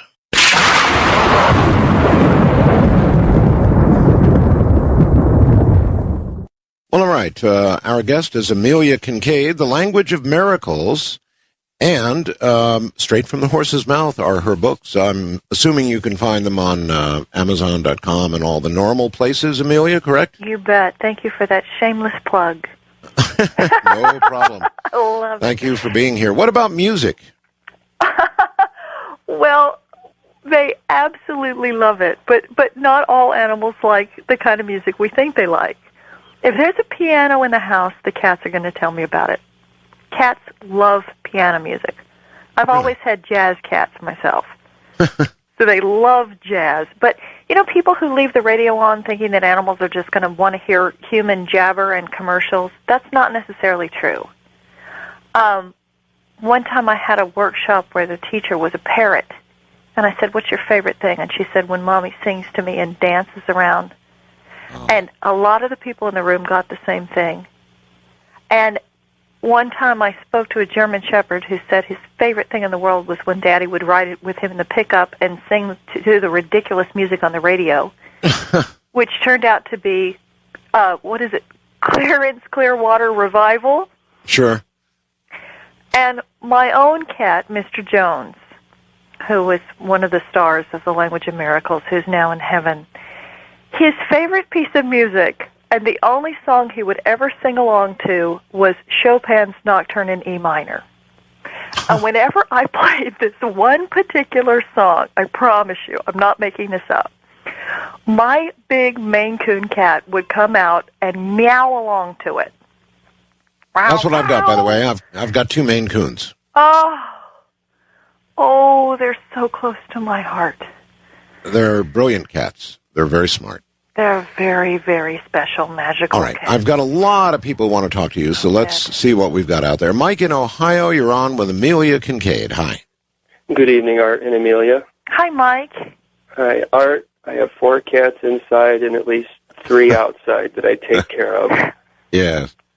Amelia, it was either Edgar Cayce or Seth that said that the sphinxes of Egypt, which there are many of, represented that the soul was drawn here initially to the cat's body. Then after reincarnating, could the soul inhabit the human body? So, Amelia, I wondered if you had ever experienced anything that would verify that idea. All the time. And this is so controversial. And it also eliminates that idea of human hierarchy in a food chain. If I'm working with animals who are telling me that they used to be human, or if I've got a horse that says it used to be a cat, or a cat that says it used to be... Now, this happens all the time. Very controversial. You obviously believe in reincarnation. Oh, sure. And you believe in cross-species reincarnation. I didn't set out to prove that. And even when I wrote the first book, I didn't think that that was true. I thought that animals pretty much stayed within their own species boundaries. And then, over time, I've seen it happen too often. And I had one gal who came to me for a reading years ago, and her little dog said that, no, I'm sorry, her ferret said that it used to be a black and white dog that had died the year before. And the girl burst into tears and said that the reason, and the spirit told me that it came back as a ferret because she wasn't allowed to have dogs in her new apartment building. So he wanted to be with her, and he had to take another form, so he came back as a ferret. They'll come back in any form that they can in order to be close to us. That's remarkable. And the African shaman believe, and have always believed, that their ancestors are lions, and that the lions are sacred beings. And I work down there with those shaman, and they do believe that humans and lions are interchangeable. And even Casey didn't necessarily believe that all species can reincarnate as other species, although I think that now we can, but that dolphins and humans were interchangeable. Wow. Which means we better take a closer look at how we're taking care of them. I guess so. David, in California, you're on with Amelia. Amelia, first-time caller. I love listening to what you're talking about. I had a finch come to me one day and come in my bedroom, fly in my house, needed healing, and I'm a healer. And I healed it, and when it left in the morning, I carried it out in my hand, and it was ready to go. It was healed. And it turned and looked at me, and I could almost hear its voice and said, thank you. Now, my question that I wanted from that time to get better at speaking to the animals, I feel very awkward at speaking with them.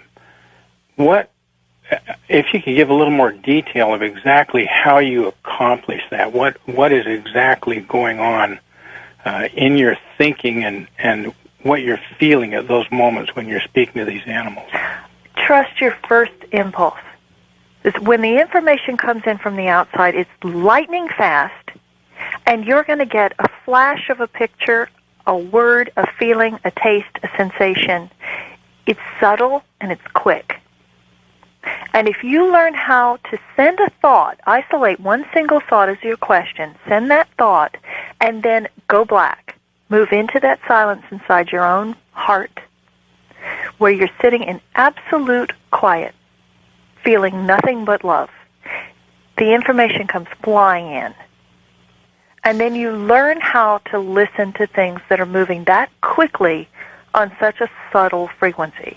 All right, Amelia, let's say you're in a house with 3 cats, as I am, and you want to specifically speak with or understand the feeling of just one cat. Once you're in the place that you described in the crash course earlier, is it merely your intent that will establish the communication with the animal you want to establish the communication with? Is it just your intent that will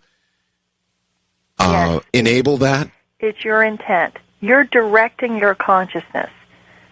So you're directing that flashlight into that particular cat. Now what's going to happen is they're going to yell over each other. That one of them's going to say, yeah, well, I don't care what he thinks because what I want is this. And you never listen to me, Daddy, because I've been trying to talk to you all along, and what are you doing? They will do that. Okay. All right, and you will hear that. And pretty soon you're going to have a party line with all 3 cats saying, oh, my God, he's listening. Yeah. For the first time, we're all going to talk at once. Right. That's kind of where I was going with that question about whether they are suddenly aware and even shocked by... They're shocked. the first thing that happens every time I walk, if I go into a zoo, the animal's going to say to me, "Why can you hear me?" Yeah. The orangutans, the gorillas, they're going to say, "Why can you hear me?" Okay, Margie in Oregon, you're on with Amelia. Hi, Amelia. After I had a beloved cat put to sleep, I felt, I guess you'd say, a mental connection with him in the spirit realm, and he was very upset that he no longer had his body because he still felt alive. And a few months later, this cat showed up at my door that looked exactly like him, and I always wondered, did he... I wondered if he went and found a cat that looked like him so that he could be with me vicariously through this other cat, or if he actually possessed this other cat. I love your show, Art. Because where else can we talk about things like this in America on national radio? Nowhere. It's a very advanced question, and you're right on the money. One of the things they can do is they share space. Oh. And sometimes you'll say, well, my cat all of a sudden started doing something that he's never done before, but my old cat used to do this. Exactly. He did that. Okay, yeah. This is no different from a person who can channel angels or entities. The cat can channel the other cat. The other cat can visit you through the body of your new cat. And yes, they can do a walk-in process where one spirit actually leaves the body and another spirit comes in. Oh. But I feel like in your specific instance, I think that your other one is sharing space and visiting you. Mine do it all the time. That's something very different. So sharing space, meaning they just sort of allow the other spirit to inhabit that body. My vet sees it so often, she calls it piggybacking. That the one that just died comes into the body of the one that you have. And these are the things that I hear all the time. That the new cat has never jumped into the bathtub and played with the water. The old cat used to do it every day. Yeah. The old cat dies, and all of a sudden the new cat jumps into the bathtub and plays with the water. All right, Daniel in Houston, you're on with Amelia. Hi. Amelia, how you doing? Hi, Daniel. I got kind of a weird problem, I guess. I've got one of these automatic cat box cleaners. And they don't like those very much. They hate them. Oh, my God, they hate them. How's that working out for you? Well, mine is working out fairly well, except for the old man in the house, who I've had about 10 years. He's a Siamese cat, and his name is Worf. And while he was in the house all by himself, he used the cat box without any kind of problem. But when I recently got a second cat and then a third, excuse me, he will get into that box and he'll strictly go on the right-hand side of the box, and then he will scrape all the sand from the left-hand side to cover it up, thereby making it so it won't recycle anymore. And he's been doing this over and over and over. Now, well, that's reasoning. Huh? That's reasoning. Is he mad at me? Is he trying to tell me something? And is there anything I can do to retrain this guy? Okay, I would sanction him off. If you can give him his own separate box in a separate room, that's what I would do. Well, they'll all go take it. I had Comet, who was kind of mentally challenged because he had been starved as a kitten. And so he was scared of everything. And somebody sent us one of those automatic cat boxes, and he thought that thing came straight from the devil. He wouldn't have a thing to do with it. Anything that moved automatically over what he had just done, or when he just left it, was just straight from the devil as far as he was concerned. Well, they make a horrible noise. They do. I tried it once, and I had 4 kittens that would run for their lives and then stop using the box because it has this terrible mechanism in it, like a monster. I think that here's the difference, though, Art. You're saying that they would all use the box, but that's before you learned how to talk to them. If you know how to talk to them, and you give the old king of the house his own box and his own room, and you tell the other ones, you do not touch his territory. He is the king in this house. He's got his own box. He's got his own stuff. Give everyone their own possessions. When you can talk to them, then it's going to change things. Okay.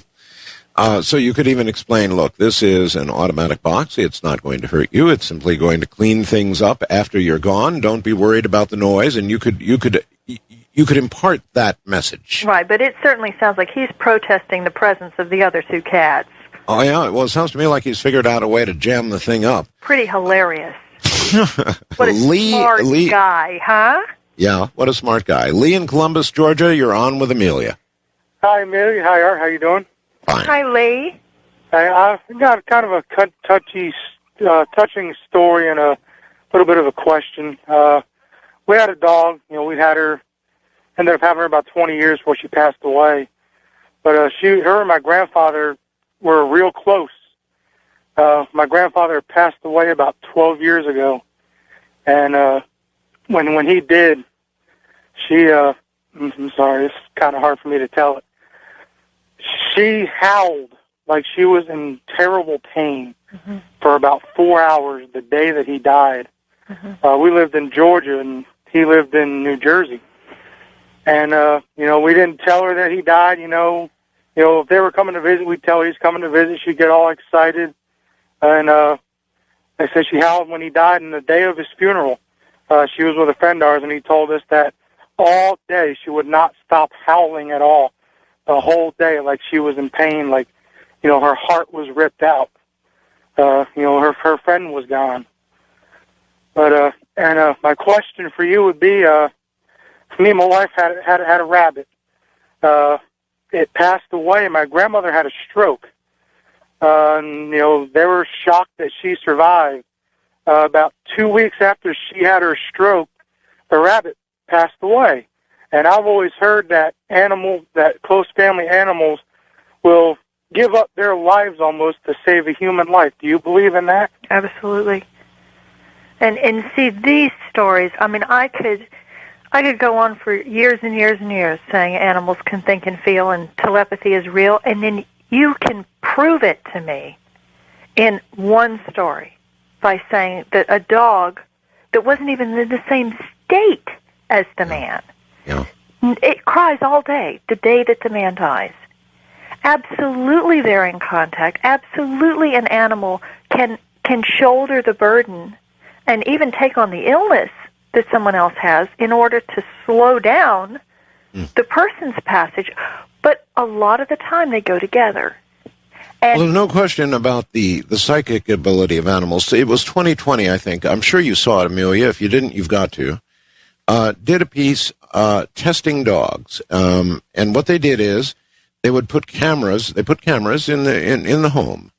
And then they would have the owner start home at an unusual time of day. After all, an animal knows the time of day when the owner usually comes home, but they would fool the animal, and they would start the owner home 5 hours ahead of time.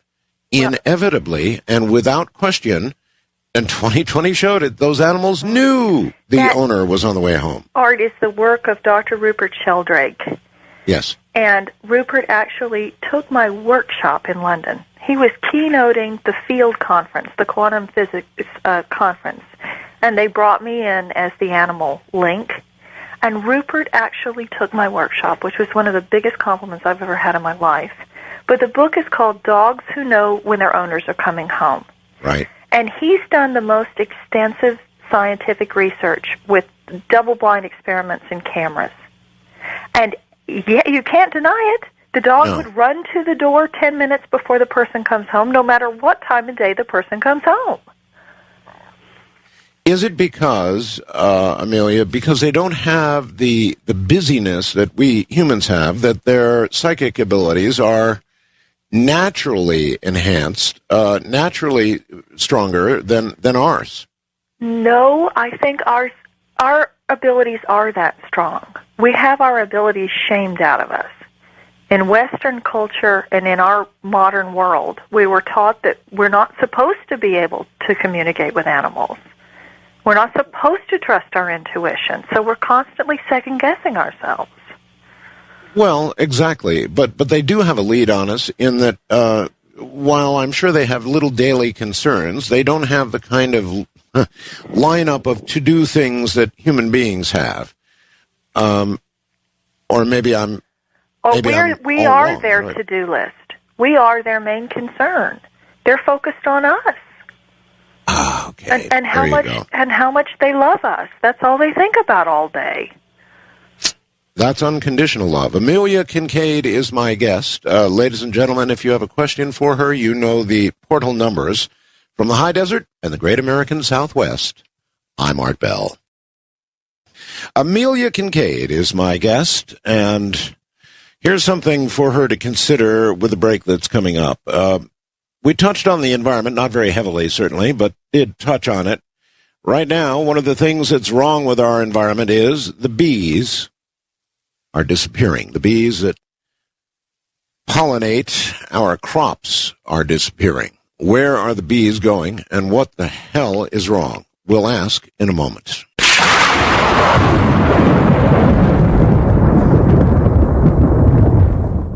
Amelia, I don't know if you've been following the stories or not, but bees across the United States are disappearing. It's terribly worrisome. They pollinate very important crops for us, and perhaps you haven't seen the stories and haven't had a chance to speak with a bee lately, but we'd sure like to know what's going on. Wow, that's fascinating. I'm actually going to have bees in my workshop in England this summer for the first time, and I haven't followed that because I'm not in the country very often. But our ecosystem is so fragile, and what we're doing as we disturb everything through global warming and pesticides and pollution, we throw off the balance. And Mother Nature is an equilibrium-seeking creature. Mm-hmm. So she's constantly trying to heal herself. So she's trying to set things right. I mean, my first instinct would be that it has to do with fertilizer and pollution and pesticides. That's probably right on, I would imagine. Something to them must not smell right.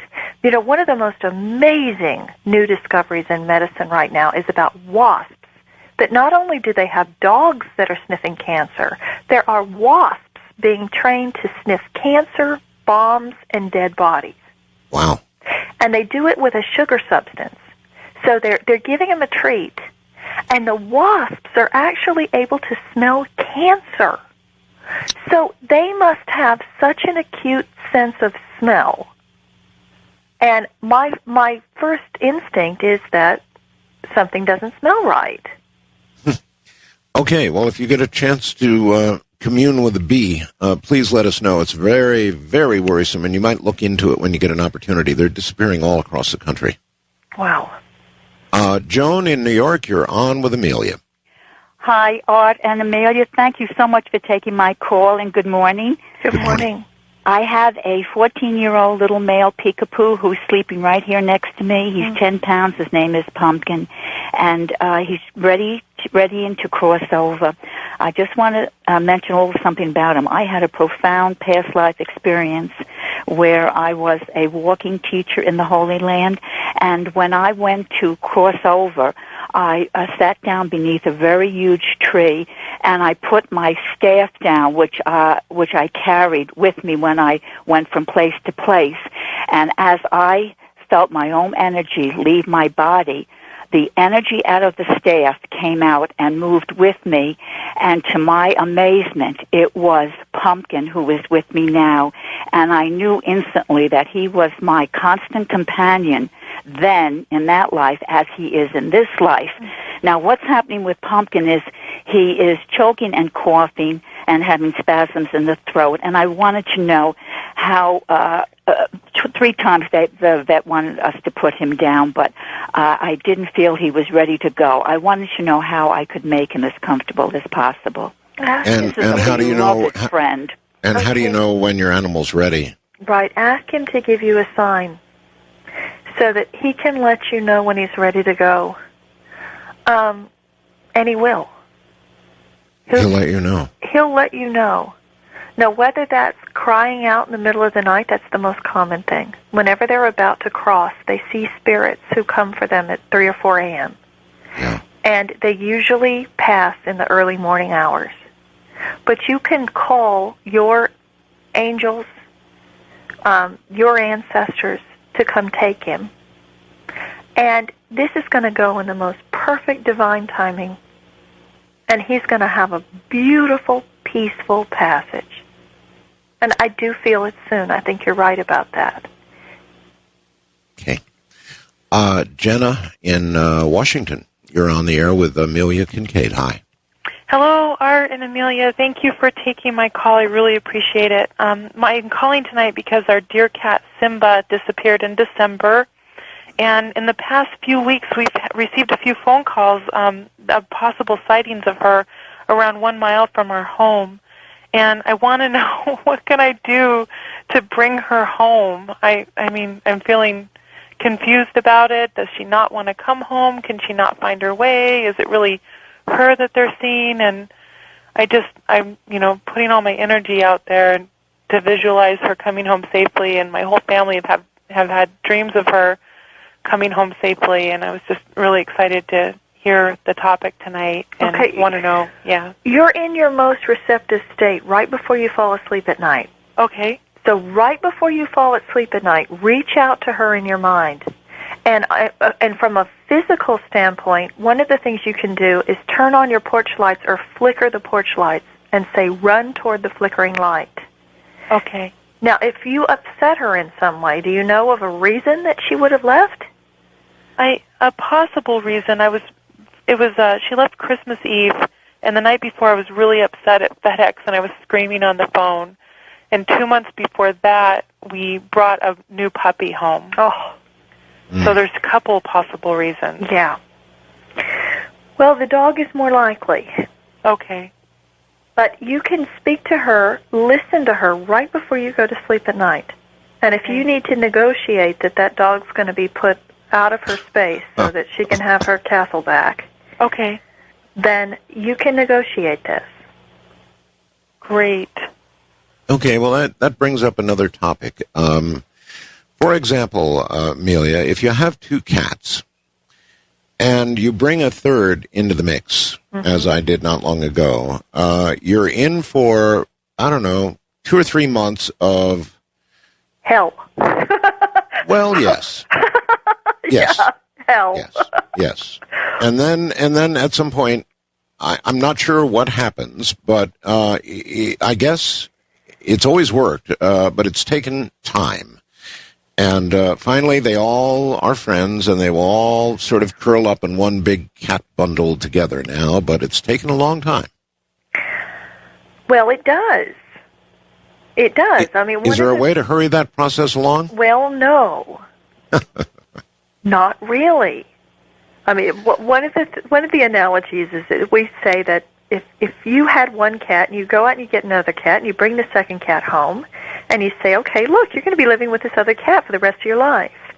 That would be like if someone went out and they said, okay, Art, I have an arranged marriage for you. I found a woman. She's East Indian. She doesn't speak any English, and she weighs 280 pounds.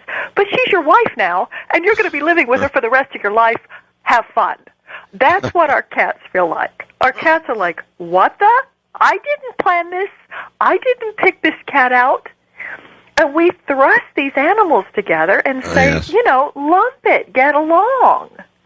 Yeah. Now, one of the solutions is that when you bring in the new cat, say to the pre-existing cat, I got you a pet. I got this new cat for you. So you teach the new cat all the house rules. You're in charge. You're still in command. It's your territory, but you teach them everything about how to live here, how to help the people, how to get along in this household.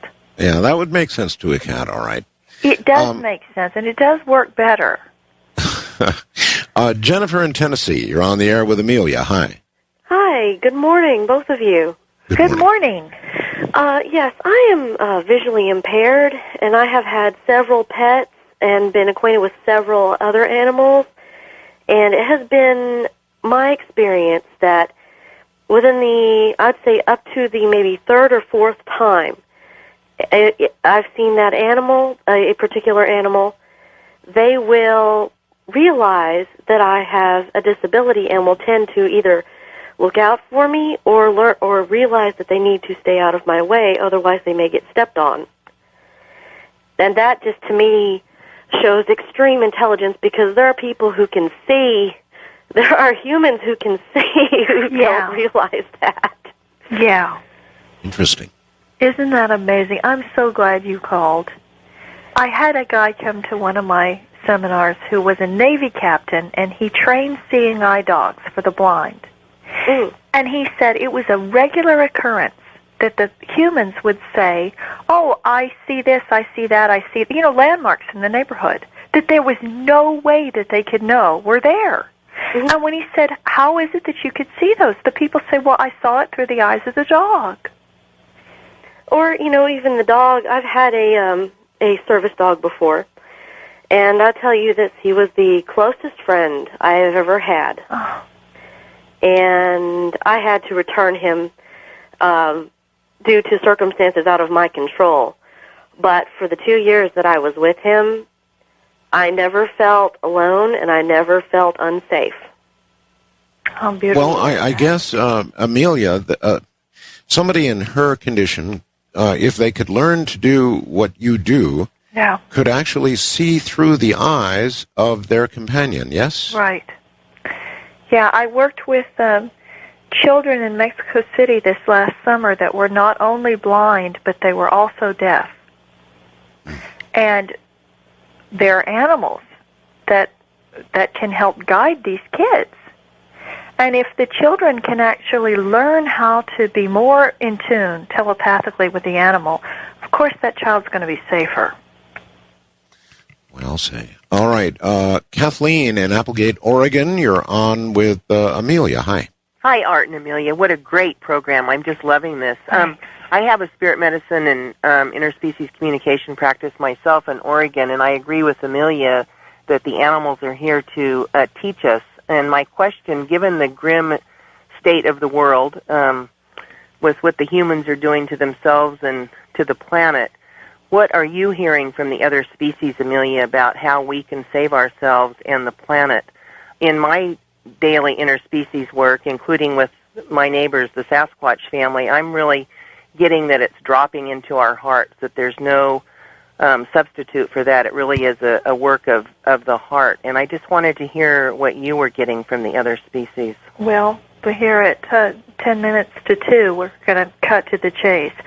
I think what we're doing on this planet is we're educating people for the next planet.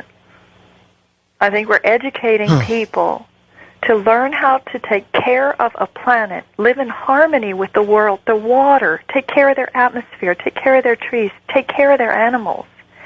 Because this is just one blink in time in eternity. And we can't either colonize Mars or go anywhere else with the education level that we have. Because what we've done is we have completely trashed and destroyed our planet. So what would make the next world any better than this if we don't learn something new? And what this is at this moment is a last-ditch educational effort to try to raise consciousness as quickly as possible and get people to learn how to love and care for their other living beings. Yes. But it's not just for Earth. It's for eternity. Yeah, and for our souls. Billy in Iowa, you're on with Amelia. Oh, good morning, good morning, good morning. I have a question. I tend to bring home a lot of the stray cats, and I help them and try to find homes for them and everything. And I made the mistake of bringing home one cat that was sick. She has feline AIDS, and there's no vaccination. There's no cure for it. Right. And all 7 of my cats that I've had for a couple of years now have been exposed to that. So I'm scared to death that it is a death sentence for all of them. And the one, I took the cat in, they put her down, and it's like the vet said that I should just have them all put down to avoid. Oh gosh, no, absolutely not. Okay, and it's like it's been absolutely okay. They develop immunities more than we give them credit for.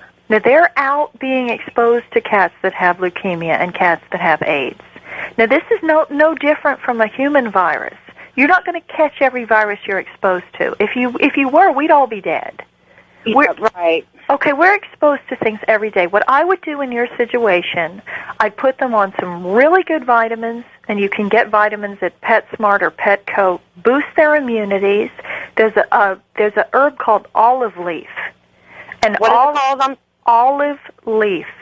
And Okay. it's the only thing that we know of that is antiviral, antifungal, and antibacterial.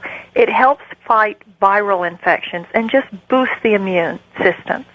And tell those kitties every day, you're strong, you're healthy, you're fabulous in every way, you have perfect, radiant, dynamic health, you're not going to get sick. Yeah, it's like I've been crying and telling them that I am so sorry, that I did this to you. Well, maybe you haven't. Now, should the other cats at some point, Amelia, be tested? I would, but at this point, just because they've been exposed to it does not mean they're going to get it.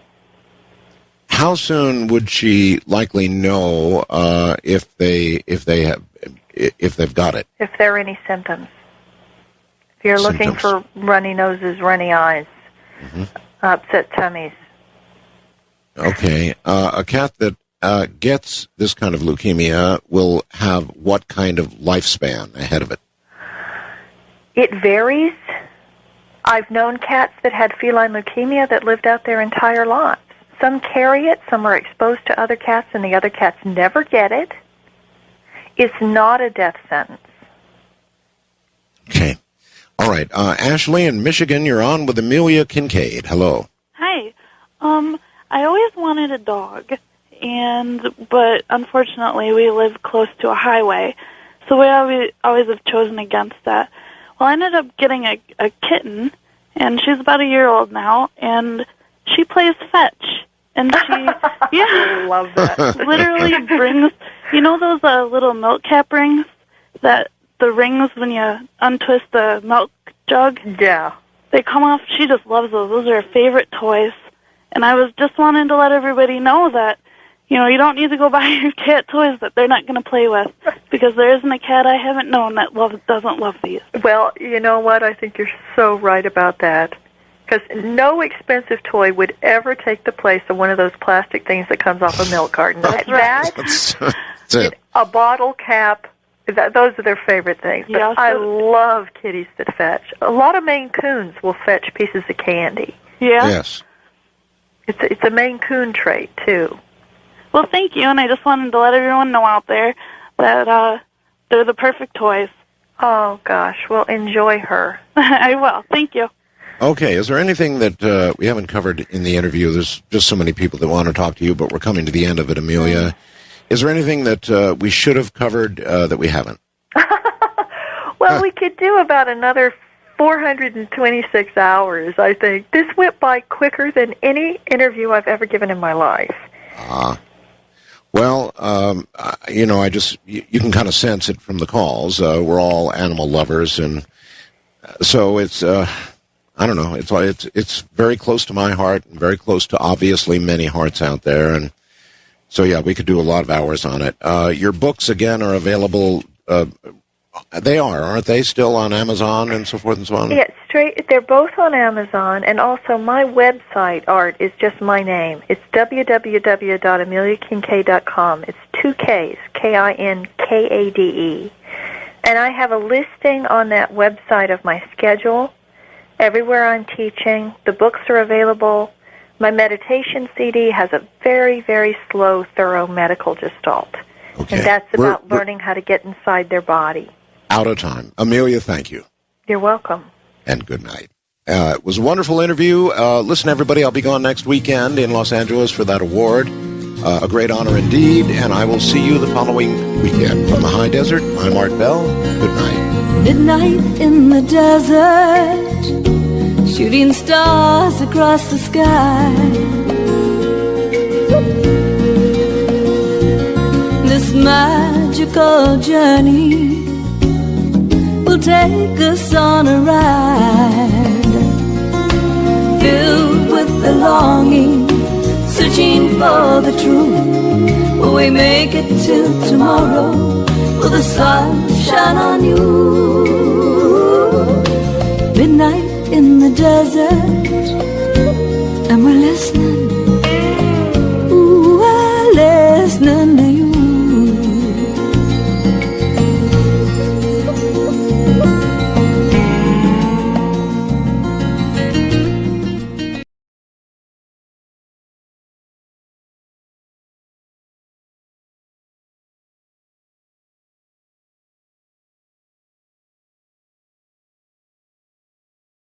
Up next, investigative reporter Cheryl Jones joins us with an incredible story on animal telepathy. I'm really looking forward to this. If you own animals, you're going to really love this. If you don't, you're going to like it too. We'll be back with Cheryl in a moment on Coast to Coast AM. And welcome back to Coast. George Noory with you. We are back with our investigative reporter Cheryl Jones. She joins us monthly. Cheryl, next time we see you, it'll be in February as the year is clicking by already. It flies by. I think we should slow things down a little bit. Give us a chance to catch up. I wish we could. Do you think we'll ever be able to slow down time? I don't think so. I think it's speeding up on us, and it's speeding up at such a fantastic speed that it's hard to catch up. Yeah, it really is. Do you own pets? Yes, I do. I have an Australian Shepherd. Her name is Ellie. Well, you know the love of an animal, to be sure. And animal telepathy is even more bizarre and strange, isn't it? It really is, and it's gaining a lot of interest and a lot of more serious interest by the science community too. But so many times you just look at your pet and you think, I just wish I could tell what you were thinking. Absolutely. Well, you jumped into it with this monthly report. Tell us about it. Okay. My guest tonight is acclaimed celebrity animal psychic and author Amelia Kincaid. She has 6 books, and they're available in 32 countries, including Soulmate with Paws, Hooves and Wings, The Language of Miracles, a celebrated psychic teaches you to talk to animals, and most recently, Whispers from the Wild, listening to voices from the animal kingdom. And Amelia says all animals use their natural psychic abilities to talk among themselves, and helps us understand how to talk with pets and hear what they're trying to tell us. Amelia works with animal rescues in the U.S. and Africa and connects telepathically with all sorts of animals, large, small, in the wild, domestic, cute and fuzzy, and terrifying and deadly. Tonight, she shares how to tune into, talk with, listen to, and help heal our pets. Here now is our conversation. Amelia, welcome to Coast. Thanks. It's so good to have you here tonight with us. Well, I'm thrilled to pieces. That's terrific. A great way to get started. Amelia, for our listeners who may be hearing you for the first time, even though you're world famous as a cult movie star, you've devoted your life to the welfare of animals and teaching people how to communicate with them. And you were also featured in the 100 Top Psychics in America by Simon & Schuster. Tell us a little about your amazing background and how you got so involved in animal healing through communication and telepathy. I think there are a lot of people that are very gifted from birth, and they might not be able to break down a process so that they can teach it to people who think they have no intuitive ability at all. And when I first discovered this, I thought I had no psychic ability. I mean, I thought I would be the only person in the room who couldn't do it. So back at that time, this was in the 80s, there was this woman coming to town who would drive all over America and visit all the different veterinarian offices that would have her and solve the problems that they couldn't solve. And it was Beatrice Lydecker. She had gone on the Johnny Carson show and read Ed McMahon's cat on live TV and made Ed McMahon cry. It was because Beatrice Lydecker had come to North Hollywood and she was seeing animals at the veterinary clinic. And I took my cat in to see her, and he described the inside of my condo. Now, if you could imagine, I'm walking in cold. I've never experienced animal communication. I don't really believe in it.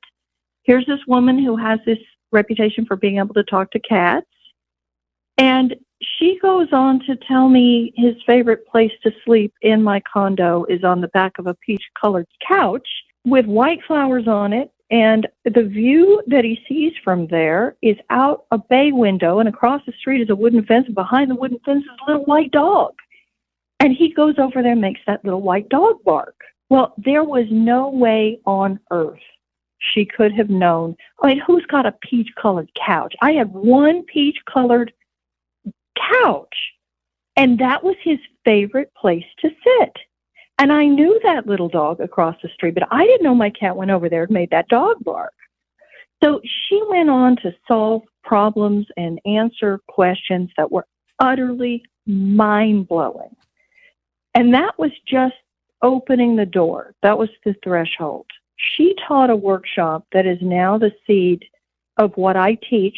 I've evolved some of these methods over the last 30 years. And what I'm teaching is that everyone has this faculty. We've simply been taught that we don't. So we grow up thinking that we don't have intuition or that we can't trust ourselves. And when I put people in a room, whether it's 5 or 500, what we discover is that everybody, to some degree, has psychic ability. It's a matter of learning how to access the part of you that can receive information from the outside. Well, that comes as a pinball machine of information. It comes in pictures, thoughts, words, tastes, smells, little video clips in your mind, and trust it. How does it work, Amelia? How does a telepathic healing physically manifest itself in the body? Well, we're using the other hemisphere of the brain that's actually connected to the universe. So you can call it God, you can call it the zero-point energy field, that we're in an ocean of electromagnetic vibration. So what you're sitting in is not empty space. You're actually in an ocean of information. So right now, everyone who's listening to this has television waves, millions of television waves flying through the room. We don't acknowledge that. But if you put a television in that room and you turn it on, you're going to expect it to work. Now, the channels adjust to different vibratory rates. I teach people to ask questions and get answers from animals, whether they're alive or in spirit. Those animals that are in spirit lead us to the humans that are in spirit. And it becomes this endless labyrinth, this web of information that you learn that the other part of the brain is not creating, it's not manufacturing art. We've thought in the past that composers and artists were actually manufacturing information. And the truth of the matter is they're listening.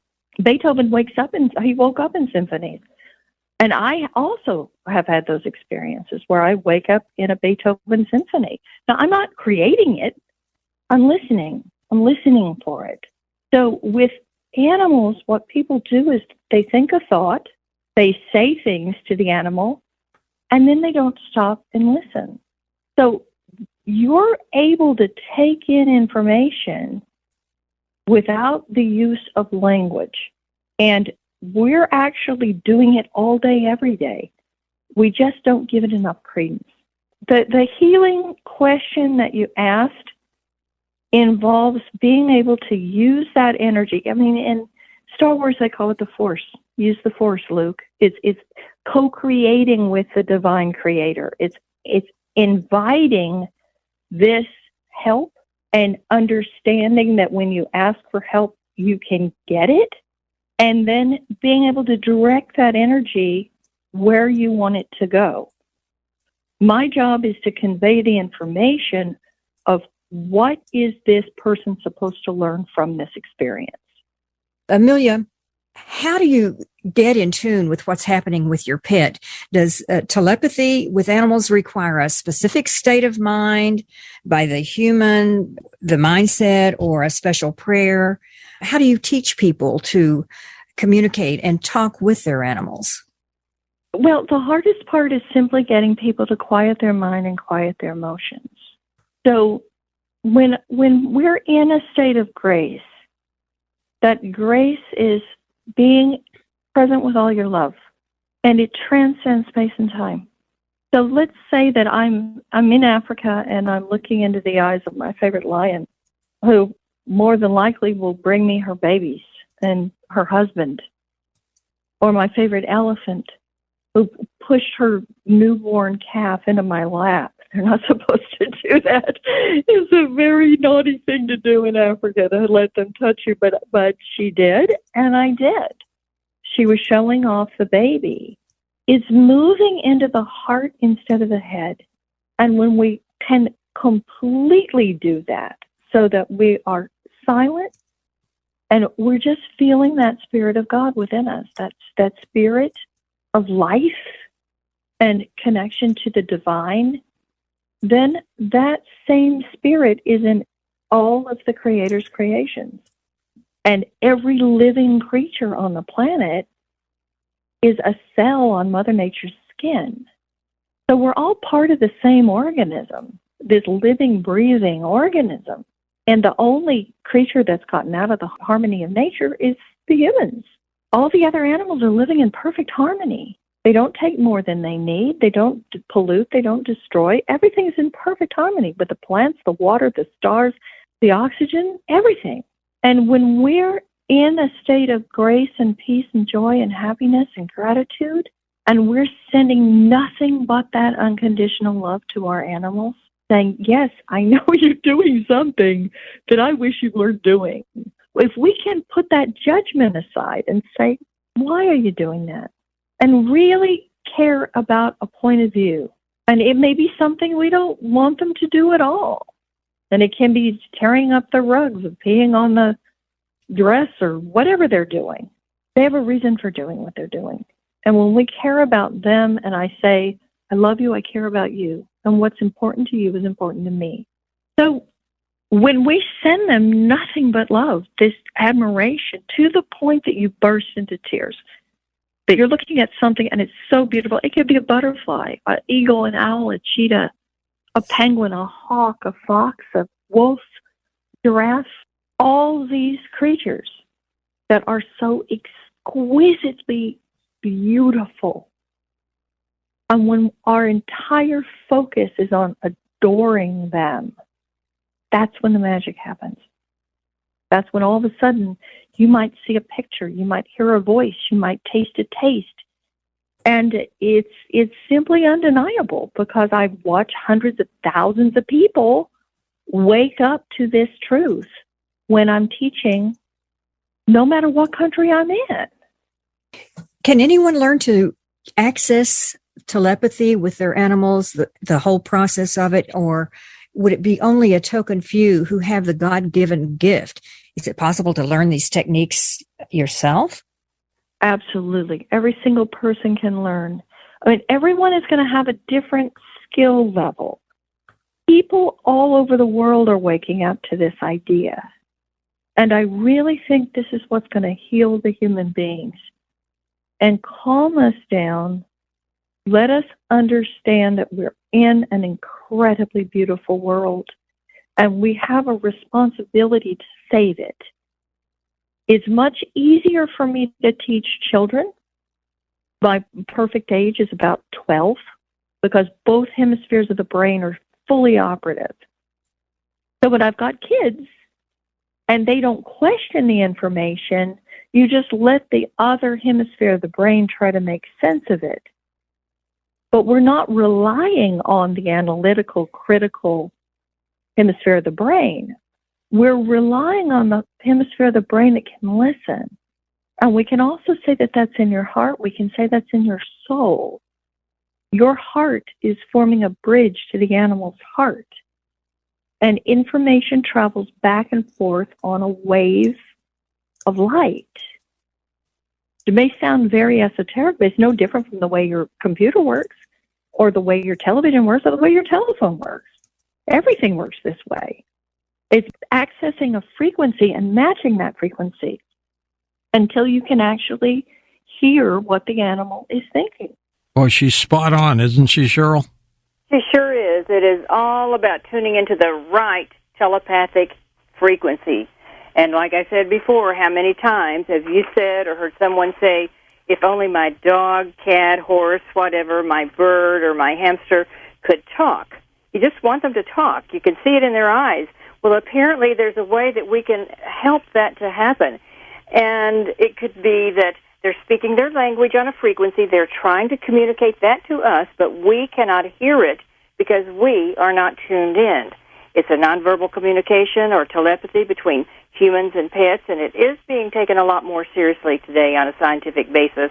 In the 60s, there was a fictional story and film of Dr. Dolittle, the man who claimed he could talk with animals and hear what they had to say. And I think Amelia kind of represents a real-life, modern-day version of Dr. Dolittle. I think so, too. And it's amazing how many calls I get during the various open lines about people who call in about their animals who are seeing the dead by glancing into space when you can't see anything. Yes, and I've known friends who've actually felt the presence in their room or on their bed or whatever, and they swear to it. I tell you they do. What's part 2 all about with Miss Kincaid?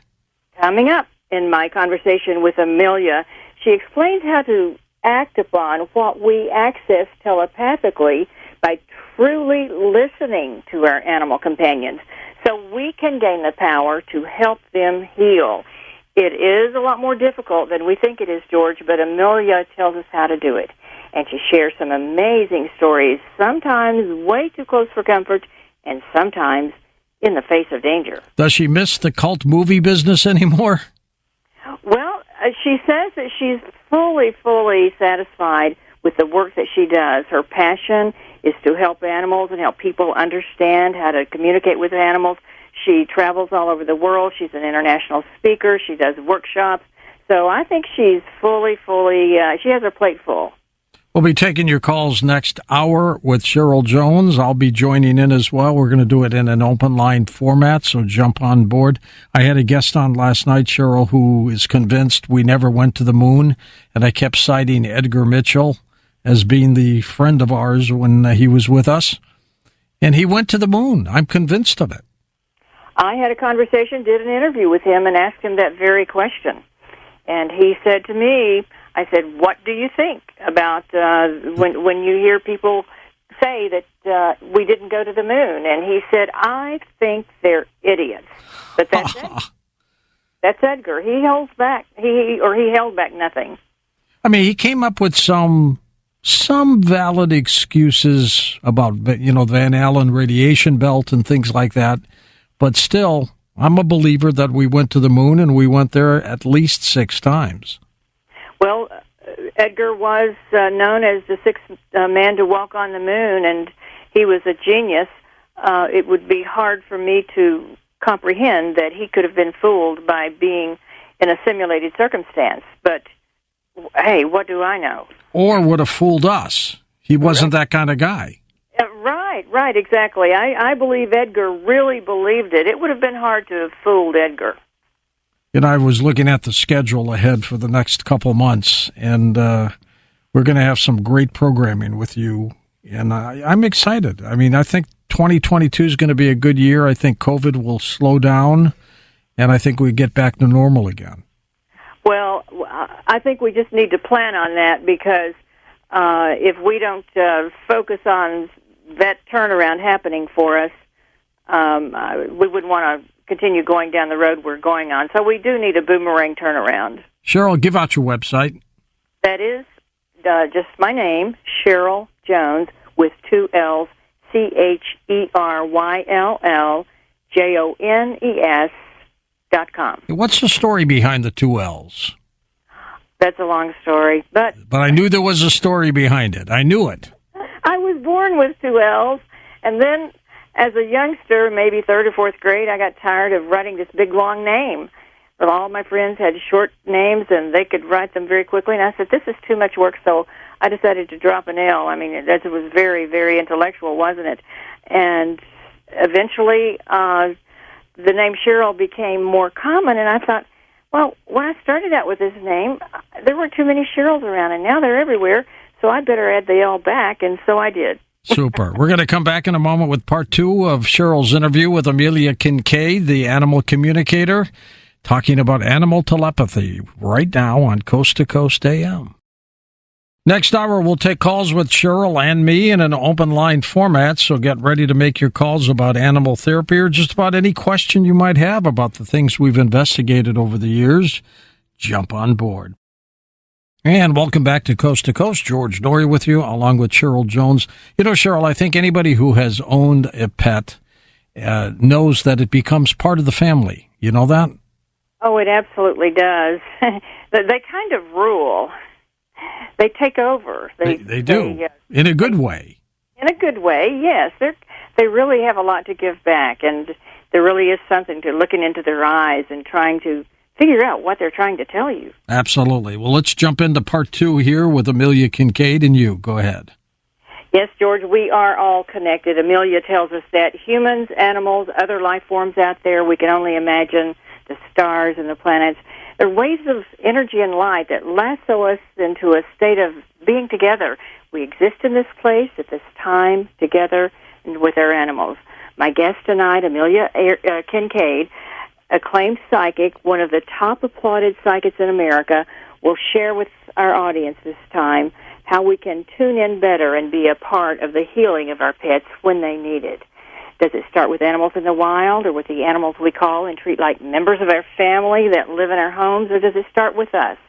She says we can tap into whatever cosmic universe is offering to share us, but the key is to take time to listen. My conversation with Amelia during our first segment proves she has much to say on that, but only if we apply it to our life, and perhaps we can speak and learn from our animals too. So now, we discover when you face the bite of danger, even possible death, you exercise those skills. You do not run, you stop and listen. First, though, Amelia shares more insight into healing with telepathy, and we start with our animals. Amelia, how do you help people help their animals at home through healing, how to deal with a pet illness and figure out whether it's a toothache the pet has or a stomach ache? How do you help people in this area?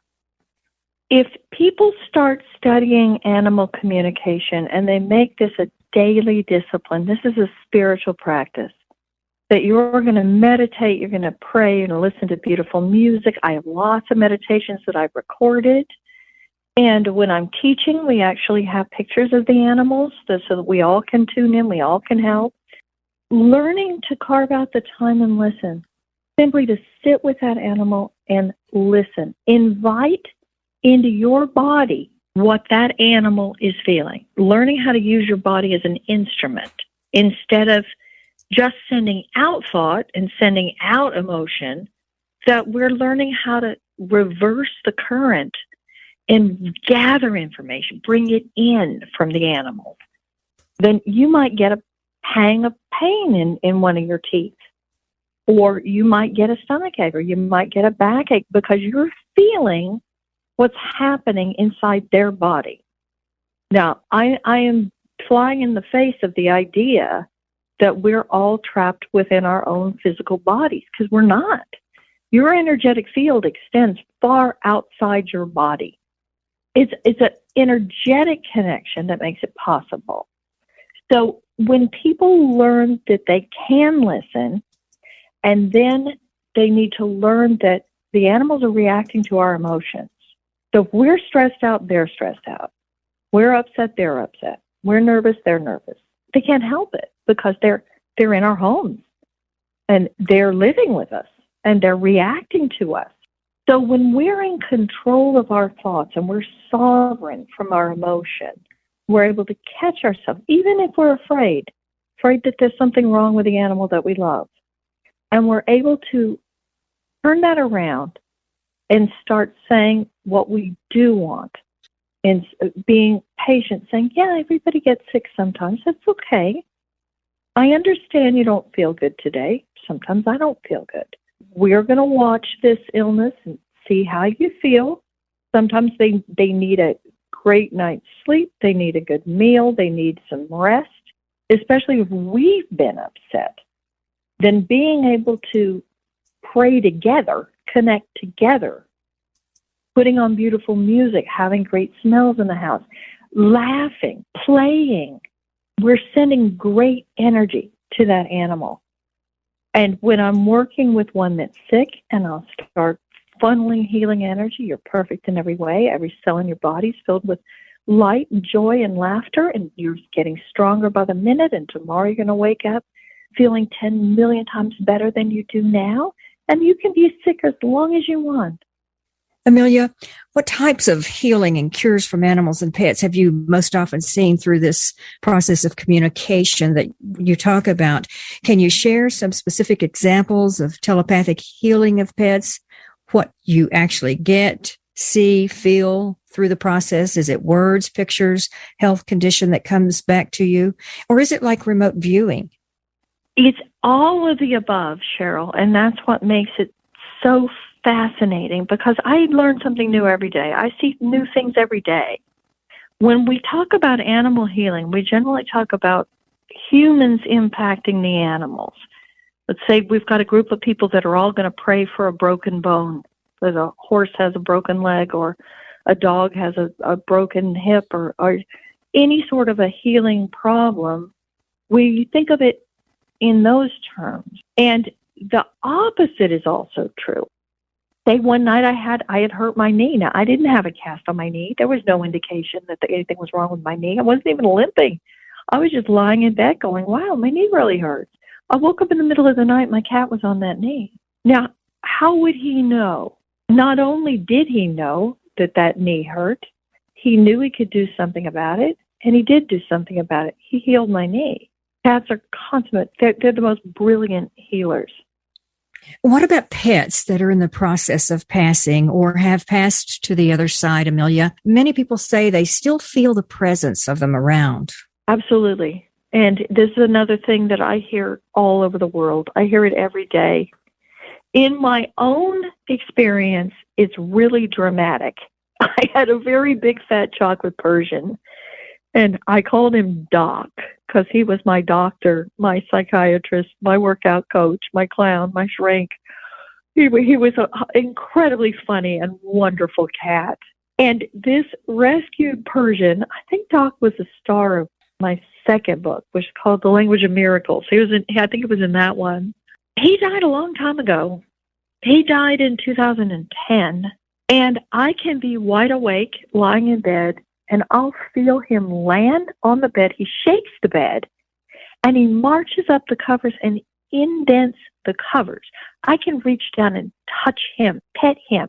I can cuddle him. I can hear him purring. It's almost scary. And now I hear this story from thousands and thousands of people, that it might not be a human that got through to you, to prove to you that there's life after death, to show you it's a transition into another dimension. But there is no such thing as death. It's a different body that they're in, a lighter astral body. But the animals are the ones that prove it to people. And sometimes they see a shadow go through the kitchen, or sometimes even things get knocked off. I'll leave a room and I'll come back and everything will be on the floor. The window's not open. The air conditioner's not on. There's nothing in the room. My spirit guides are cats. They like to knock things onto the floor. They think it's funny. But it's the most wonderful experience when you get visited by an animal, even in a dream, and you can get some comfort to your grief. Can animals actually understand different languages? We're used to speaking to our pets in English. What about that? There are words that they will take in. Like they know no, obviously, or treat, or dinner time. But for the most part, they're not responding to the language that we speak. They're responding to the thought and the emotion and the energy we're sending out. Now, let's say that a woman's got a dog who attacks other dogs, or likes to take off when she's trying to walk the dog. She can have the vision of the dog attacking another dog. She's going to visualize what she doesn't want. She's going to say what she doesn't want. She'll say, don't attack the other dog. Then she tenses up. She freezes up. The dog's job is to protect the woman. And when I talk to the dog and say, what are you doing? The dog will say, well, she was scared. So I needed to protect her. Learning how to send the opposite is a real discipline. The animals take their cues from us. Amelia, have you ever been in a life or death situation around an animal? What's been your most dangerous predicament you've been in? I have one encounter with a black mamba, and I wrote about that in my latest book, in Whispers from the Wild. And it was really my most profound moment, because if you know anything about them, they're one of the most dangerous snakes on earth, and they're one of the fastest snakes on earth. So you literally don't see it. They'll strike you like lightning, and they can do it from so many feet away that it's astonishing. And I found her in my kitchen, and I did something that no one would ever do. I actually got on my knees in front of her, because at this point I was dead already. She was maybe 6 feet from me, and big. She was coming out of the cabinet. So I see this head. I see the cabinet door open by itself, right under the sink where I've been unloading groceries. Then she starts rising into the air, and rising and rising and rising and rising. The next thing you know, I got an 8-foot black mamba in front of me. At that moment, you are looking death in the face. There's anything you can do about it, because if she wanted to kill me, I'd be dead already. Yes, one bite from a black mamba can be fatal in just a few minutes, can't it? It's an ugly way to die. You actually get paralyzed and go blind before you die. And I told her that I loved her and that I was so grateful that she came to see me, and that I was in her territory, and that I was sorry that I startled her. And I had the most transcendent moment, looking at, and they can smile. She smiled. She danced in front of me, and time stopped, Cheryl. I could see dust particles in the room. It was like something out of a movie where you go into slow-mo. And I had this heart-to-heart connection with her. And I asked her, when she's ready, I would open the door, and she could just let herself out at her own pace. I said, keep going. It was so incredibly magical. Amelia, if there's one message you want people to take away from all your work with animals as pets or other animals in the wild that we coexist with here on this earth, what would that be? It would be to be able to sit down with your own dog or your cat or your horse, turn off your phone, don't check the news, have a moment of grace and silence, tell them how much you love them, and just ask them, is there a message? Is there something that you're trying to teach me? What is it that I don't see? What am I missing? What do you want to tell me? And sit and listen. And you're going to find that you can receive messages. Just enjoy them for a moment and let them teach you. They are our greatest spiritual teachers. Where can people find out about your body of work and contact you? The site is just my name, and the last name is spelled Kinkade, like the Scottish painter. It's a little tricky. Amelia, Amelia, Kinkade, Kinkade. It's been so delightful tonight, Amelia, to share time with you and to hear your experiences and amazing animal stories with us right here on Coast, and sharing with us your insight and tips on how healing works with animals through the process of communication, whether it's through talk or telepathy. Thank you so much for being here with us. Thank you so much for having me. What a perfect way to start the new year. How about that, Cheryl? Good job. Well, she was quite a delight. I think I'm going to have another conversation with my dog and see if I can do better this time. Do they have the ability to read your minds? Oh, I think so. They certainly, like Amelia said, know some language, some words. I know they know treat. Well, that's fantastic. Since you've been doing now, since Amelia's been doing this, what do you think some of her most incredible moments have been? Well, she talked about the black mamba. I think that was one, but she also has a lot of passion and compassion for the work that she does around the world in Africa, in India, throughout the planet. She works with lions, tigers, gorillas, sharks, horses, large and small species in the wild or domestic animals. But she also works through classrooms and, of course, does a lot online. She works, when she's in Africa, works with school children in places most of our listeners have never heard of or experienced. And she brings a sounding board to these children of these third world countries by suggesting reasons why not to poach beautiful animals that have been gifted to us, that have been so abusively poached in the past. She also leads a safari where people can connect with the animals on so many levels of understanding that it changes their perspective and purpose in their lives. So she welcomes her safari guests also to the only hotel in the world that allows elephants to walk through and enjoy the hotel's hospitality in South Africa. How amazing is that, George? It is. That's fantastic. And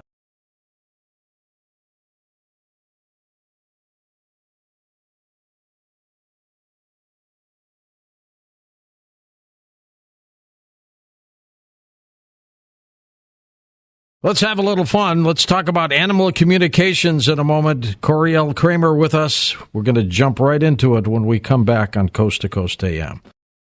And welcome back to Coast to Coast. George Noory with you. Coriel Kramer back with us, has been connecting and speaking with animals since she was a little child. And just like humans, animals have distinct personality types. Coriel has identified 6 animal dynamics which have redefined and transformed the art of animal communications. She is very passionate about showing people how to connect with their animals using her new method of dynamics technique, which I'll have her explain, to take their relationships to an even deeper, more fulfilling and profound level. Coriel, welcome back. How are you? I'm great, George. Thank you so much for having me back and for your listeners for tuning in. It's great to be back. How old were you when this all started? I remember having my first animal communication, really strong, when I was around or about 4 or 5 years old. Oh, that's fantastic. Was it mental, like telepathy, or was it visual and audio, where you just talk to the animal? What was it like? It was like all of a sudden I heard this words and this voice. I know this sounds a little weird, but I heard this voice being projected in my head, and I knew it wasn't me because it was telling me, hey, can you pet me, please? And, I'm 4 years old. I turn around, and there's this huge Rottweiler in front of me. And so what I did was I asked him, I went up to him, I said, what did you say? And he says to me, again, I hear this voice in my head that says, please pet me.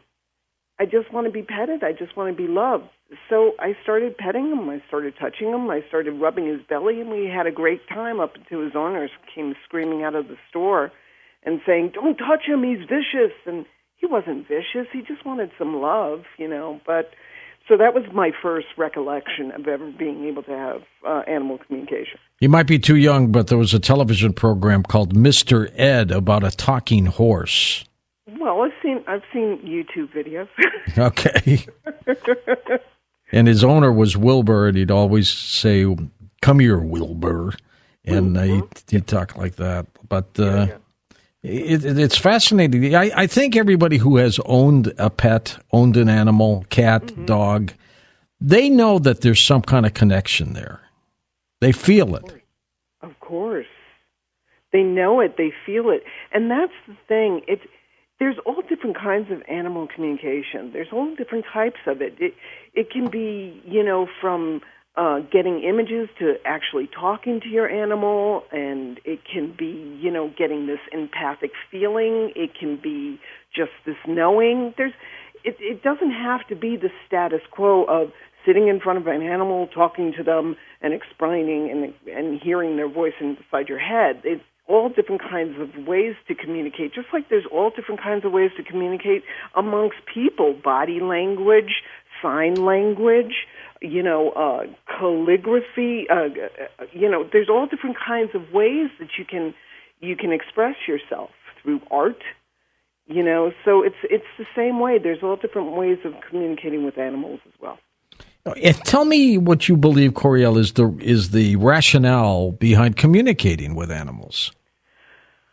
I really and truly believe in the 20-plus years that I've been doing this, is I believe the rationale for communicating with animals is that we as a society have to start looking for more. We're searching for more. So many of us are searching for more in our lives. But how can I connect? How can I be more spiritual? How can I be more open? How can I be more? And I think if we start with the animals, it's actually really, if you can get out of your mindset that you're talking to an animal and it's just one being talking to another being, I think then what starts happening is you start opening yourself up to realms you can't even imagine. It's kind of like, people who, connect to, extraterrestrials, or they connect to angels, or they connect to, it's just this knowing. It's this stream of consciousness that you're connecting to. And it's the same thing. I think the rationale is we have to get out of thinking that animals are less than us and seeing them as equals or just as good as us, because that's the way the animals see us.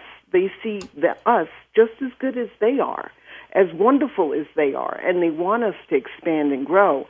But we keep coming from this mindset of they're less than us, they don't have opposable thumbs, they can't do this, they can't do that, but they can do so much more if you just stay open to it. I believe that if you really and truly hone your skills, you get really, really good with animal communication. And it doesn't have to be as well as I do. I mean, I do it on a daily, moment-to-moment basis. If you just stay open to it, I promise you, it opens you up to things you cannot even imagine. Guidance, wisdom, messages, just connection. It's a heart-to-heart connection. Your dynamics technique, Coriel, sets you apart from other animal communicators. Kind of explain to us what it is and how you developed it. Well, since the last time I was on, which was December 14th, there's been a new dynamic that came up, so it's really, really exciting. So in a nutshell, what the animal dynamics are their personality archetypes that I've come across in my work with animals. And they explain a lot of things, why animals usually do the things that they do. For example, an energetic animal might be very, very drawn empathically to a person who's sick, who they don't even know. Or a sensory animal might be a little bit sensitive to people, strangers coming into their house. Or a direct and demanding animal might be, just what they say, direct and demanding. Why are they always wanting what they want when they want it, and why are they so demanding for it? So the dynamics really will transform the way that you easily transform the way that you talk to your animal, touch your animal, interact with your animal, play with your animal. The dynamics are something that I use. They're a tool that I use along, of course, with my animal communication skills. But my clients are finding that they're an easy, understandable, easy way to basically do this kind of form of animal communication. Take us through a session. Somebody comes to you and says, I want to communicate with my Labrador. Mm-hmm. What do you do? Well, depending on what's going on, I do a lot of work with people and their animals who the animals are experiencing or exhibiting unwanted behaviors. So let's say they're going outside the litter box. They're aggressive towards strangers or men or women with or something else like that there. So first and foremost, I always, when I do an intake, which is the first session, I always make sure that the person has taken their animal to the vet. I want to make sure 100% that animal is being checked out. It's not a physical illness that they're exhibiting. Okay, some ailment or something like that. Right, and I need to make sure that's 100% because I don't want to, waste time that could be used for getting them treatment. Then what happens is that then we move on from there. So if we find out that they've been to the vet, everything's okay, then I go on to the next thing, and that's communicating. That's talking with them, finding out the root cause to their problem, what the issue is, what what their mindset is around the behavior that they're doing. And many times, surprisingly enough, and this is not saying that anybody's doing anything wrong, but many times there are times when the animal is exhibiting this behavior because of their person. They're either worried about their person, or their person is going through a physical ailment, or they're going through a personal strife or stress. I was doing a lot of sessions with animals during COVID, and they were just flipping out. All right, right. Going crazy because their people were so worried and so stressed out. So that's what I do, basically, and then I go more in depth, and if we need to find out if I need to prescribe things like alternative medicines, kind of like homeopathic remedies or flower essences or something else like that there to help really get them over that hump, then get them alleviate that behavior, then we have the results we want, which is why I work in weekly sessions as opposed to just a single session. Well, during these sessions, is the owner participating with you, or is it just you one-on-one with the animal? Oh, no, absolutely. This is a whole package. This is why I work the way I do now. This is why I can't do one-and-done sessions anymore. I work over weekly packages, 5 weeks, 8 weeks, 10 weeks, 12 weeks, and more. Because what it is that it's the whole enchilada. What I mean by that is everything factors in. What's going on with the person personally? So I gotta basically do a form of person therapy as well. What's going on with the animal? Find out why they're doing what they're doing.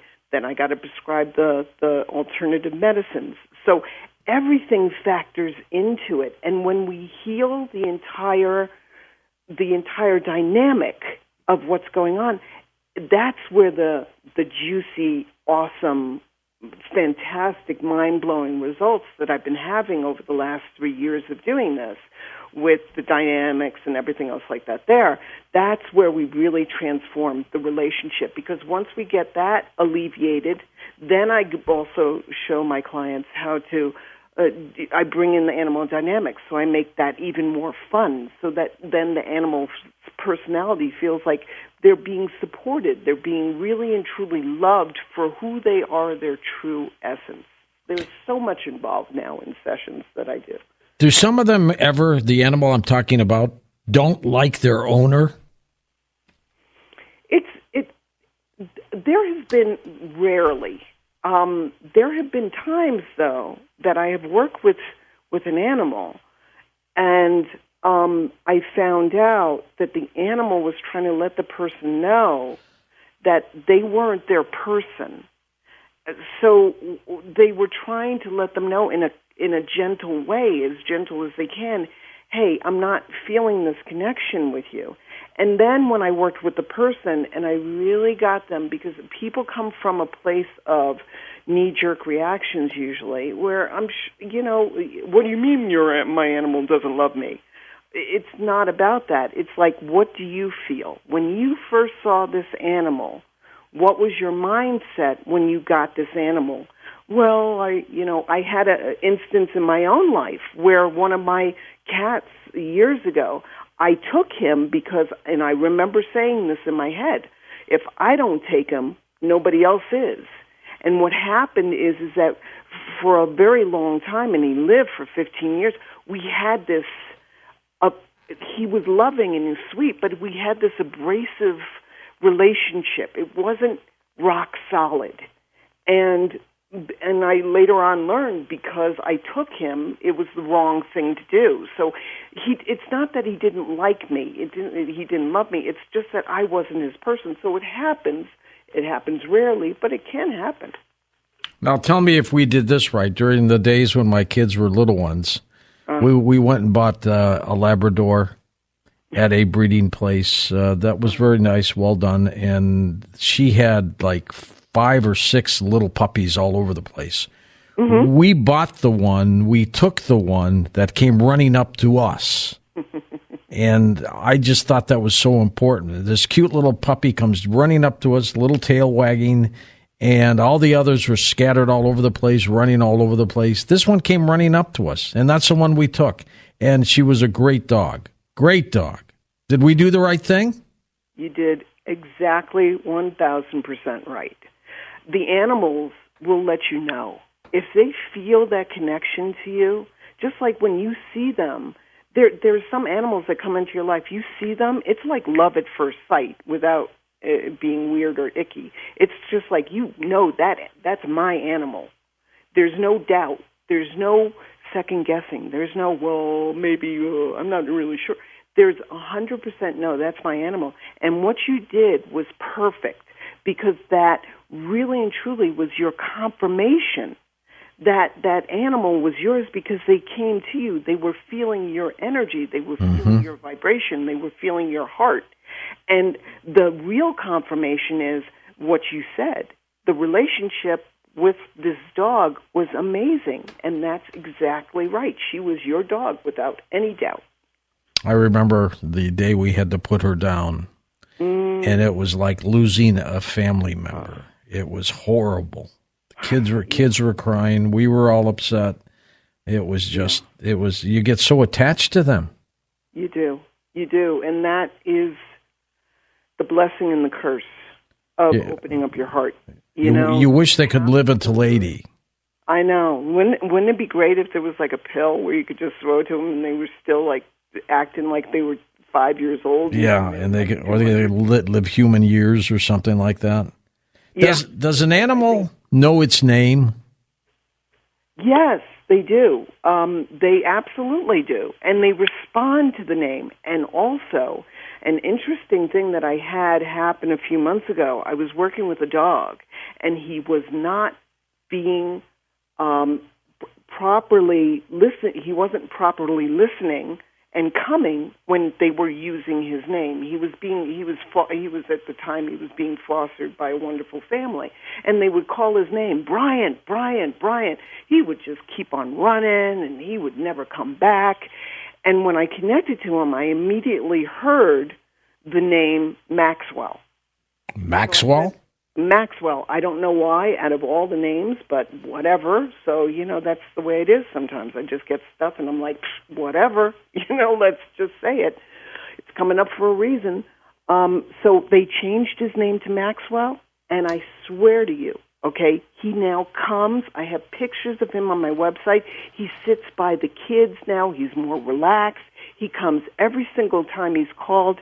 He's happier, and it turns out that the foster family decided to keep him because they fell in love with him. That's amazing. Are dogs easier to deal with what you do than cats, or does it matter? It doesn't matter. It really, really doesn't matter. It's about the personality. It's about their personality and who they are as individuals. So you can have a dog that goes absolutely bananas, or you can have a dog who's absolutely like Zen, and then you can have a cat that goes absolutely bananas, and you can have another cat that's absolutely Zen. It really depends on the individual animal. What about other animals, like a turtle or something like that?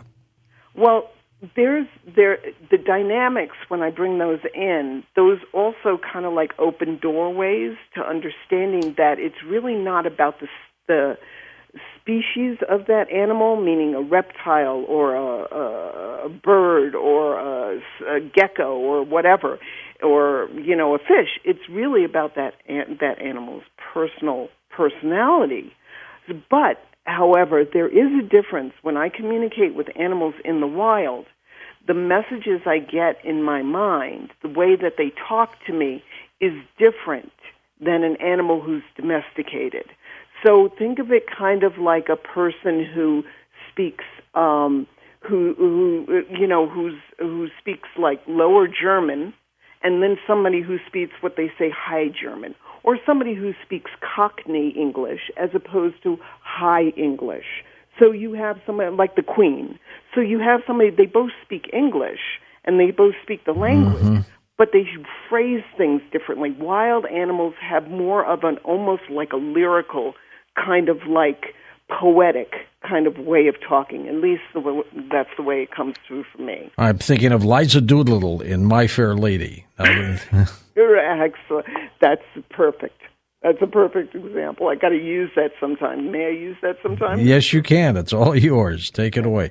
Coriel, we're going to take a quick break. We'll come back and talk more about animal communications. And then next hour, we're going to open up the phone lines for you.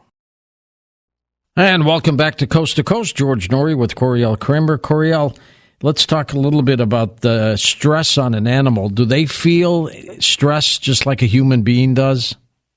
Absolutely. And what happens is that animals are limited. And when I say limited, I don't mean because they're lesser. I mean, they can't write a Post-it note and stick it on the refrigerator and say, hey, Mom, this is happening to me. Please check this out. They can only show us in their actions, in their behavior. Right. So if they're stressing out, usually the first thing I do is that's why I ask the person, what's going on with you? And, of course, confidentiality. I would never share anybody's personal information, but, I need to know the whole package. It's not just the animal. It might be you factoring into the situation as well. And then if they get stressed, they're also unable to really and truly let that stress out in healthy ways. So they might get aggressive. They might, go outside the litter box. They might start chewing up the couch because they have this excess energy and stress. They don't know how to release it. So it can come out in very many ways, a lot of the times, yes. Do they show stress much like a human being does? To a certain extent, yes. Of course, there's differences. When a person gets stressed, we usually, binge eat,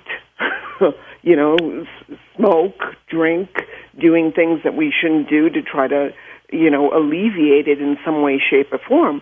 But the animals can exhibit it in such ways as pacing back and forth, obsessive licking to the point where they're licking their fur off and their skin is becoming raw. Or chewing at their own feet or their own body. They can be, destroying furniture. They can be, getting aggressive all of a sudden.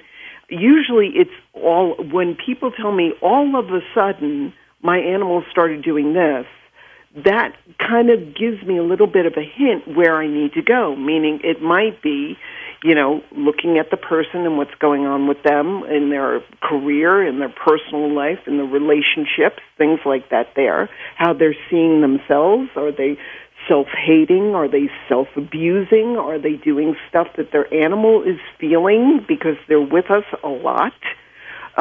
So again, if your animal all of a sudden starts doing something, first and foremost, of course, get them checked out by your vet. Then after that, and if the vet does not find anything, then it's always a good idea maybe to seek out an animal communicator or an animal behavioralist to help. How do brand new puppies, brand new, just born, know how to feed with their mother and everything else? How do they know this stuff? It's really fascinating to me. I think that it's just like there are children now, and the children have been growing like this for the last, I'd say 15, maybe 17 years. They used to be called indigo children. And what it is now is children will come out, okay, and you give them a phone as soon as they can, hold on to it, and they will know how to work the computer. They pick up stuff so incredibly fast. I had a niece who once, when she was 2 years old, I had her on my lap and I was typing an email, and darn if this kid didn't start mimicking me and typing away, like she knew exactly what keys to hit. It was eerie. I think it's the same thing with animals. I think they come out knowing, just having this innate nature built into from genetics and evolution, just understanding this is what I need to feed, so I need to look to this person to feed me, so I need to find wherever that person or that animal has that situation or that part that can feed me. I think it's built in to our DNA, and I think it's built into their DNA. Yeah, as well. it's really it's a miracle almost, It is. isn't it? Since you've been doing this, what has been that one story that you'll just never forget? I think in the fact of doing bringing the animal dynamics into play, I think it would be probably one of the first dynamic clients I had, and of course I'm sharing this with her consent and with her cat's consent. Well, and we don't know who she is. We don't know. But what happened was that I was contacted very early on by a client, and she was telling me her cat was literally attacking her. She was stalking her, waiting around the corner, and when she came around the corner, would jump on her and would claw at her and bite at her, and she was drawing blood. It was getting to the point where it's very dangerous because an animal, especially a cat's bite, is very, very, very, very dangerous and can put you in the hospital. So what it turned out being was Naya, and I can share her name, it's okay, but Naya was an energetic dynamic, and what was happening was she was being affected by the energies that were coming off her person, the energies of the people she was hanging around. They were toxic to her. And Naya, again, limited. She can't write a Post-it note. What is she going to do? How is she going to let you know that the energies that are hanging off you are toxic to her as well? So she had to get her person's attention. Once I found out what Naya's dynamic was, what she was talking about through animal communication, why she was doing what she was doing, and I told her person how to cleanse the house, how to cleanse herself. She started releasing the toxic people. Within a few days, Naya stopped attacking her. And to this day, Naya only attacks her when she starts getting into being with people that she should not be around. Energy is energy, and just like anything, energy can be dissipated. It can't be destroyed, but it can be changed. And just like you cleanse your house, you clean your house, you need to cleanse your house energetically. It really does make sense. So once we put all that together, Naya stopped attacking her. I can't make this up, and there are no coincidences. It is amazing. In death, Coriel, do the animals still communicate with you? Yes. I do a lot of bereavement session packages, a lot. They are very, very, very, they come in very strong. I can talk to them. I can see them. Just like in my mind's eye, I can see them when I'm talking to them, when they're alive. They're very strong with their people. A lot of times they're still hanging around with their people, so they'll give their people little ways of knowing that they're around. Maybe they'll send me an image of a butterfly or a red cardinal or a penny. That pennies keep showing up all of a sudden. But animals are very much still with us, and there have been a lot of people who have told me that what I'm about to say is nonsense, but I'm telling you it's not. We all go to the same place when we die, okay? All of us, in every entity, yeah. All of us. We all go back to what I call non-physical. You can call it heaven, nirvana, Valhalla, whatever you want to call it. It's this non-physical. It's where our soul's energy goes back when we die, and we all go to the same place. And come on, I'm sure your listeners will agree with me. Do you really want to go to heaven and there isn't an animal around at all? Come on. I definitely don't want to go to hell, even if there are animals. Yeah, well, that's another. It is truly remarkable. Now, by communicating with an animal, what does that do for the individual, the human? What's the benefit for them? What's the benefit when you communicate to an animal? Yeah. What it does is it expands you. It makes you more. There has not been one communication that I have had with an animal that hasn't made me a better person. I stay open. I try to stay as neutral as I possibly can so that I can get the really amazing stuff. I learned about reincarnation from animals. I learned about extraterrestrials and star children from animals. I didn't know anything about that. Nothing, okay? I learned about what happens at death, how they see euthanasia, how they see the law of attraction, things that I knew nothing about. I learned from the animals because I stay open to it. So in the beginning, when you connect to an animal, it's not going to be easy because it's kind of like learning a new language. So you got to give yourself time. But the more time you put into it, the better you're going to get at it. It's like going to the gym. So it's going to expand you. It's going to make you a better person. And when you become a better person, you then bring that to other people and you inspire other people to be better people. And this is how we make this world a better place, is by communicating with all beings, not just each other. We have to bring the animals into it because the animals can teach us so many things. Coriel Kramer's website is her name, linked up at coasttocoastam.com, and I assume you can get contacted that way, Coriel? Absolutely. You can also find me on Facebook, and if anybody has any questions, they can post the questions to Coast to Coast Facebook. I'll answer that probably tomorrow or Wednesday. Fantastic. Now, since you've been doing this, since you were a little kid, did you start telling other people that you had this ability? I was selective in those days. I was selective. My mom knew because she was there when I first communicated with that Rottweiler I talked about in the beginning.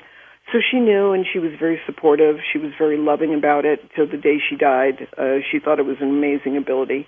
Then I slowly had some friends, a handful of friends that I would tell. Of course, they thought I was a little woo at the in the beginning. Yeah.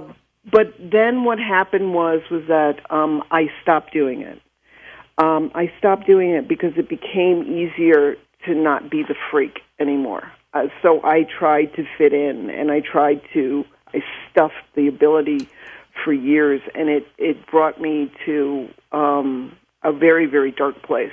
A very dark place personally. Oh, really? And okay. when I became very addicted to, things that I shouldn't have been addicted to, and I was just very depressed.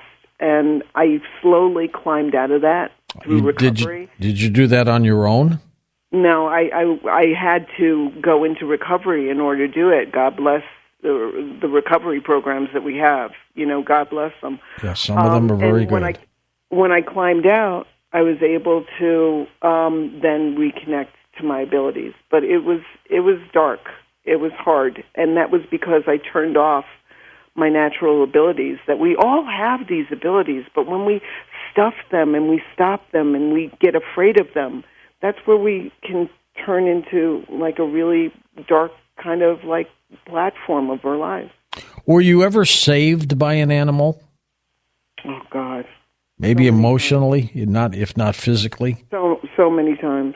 So many times. I had one of my first heart animals. This is what I call an animal who's like a real soul animal to somebody. My first heart animal, PC, she came to me very early on when I got sober. And that was hard. It was really hard.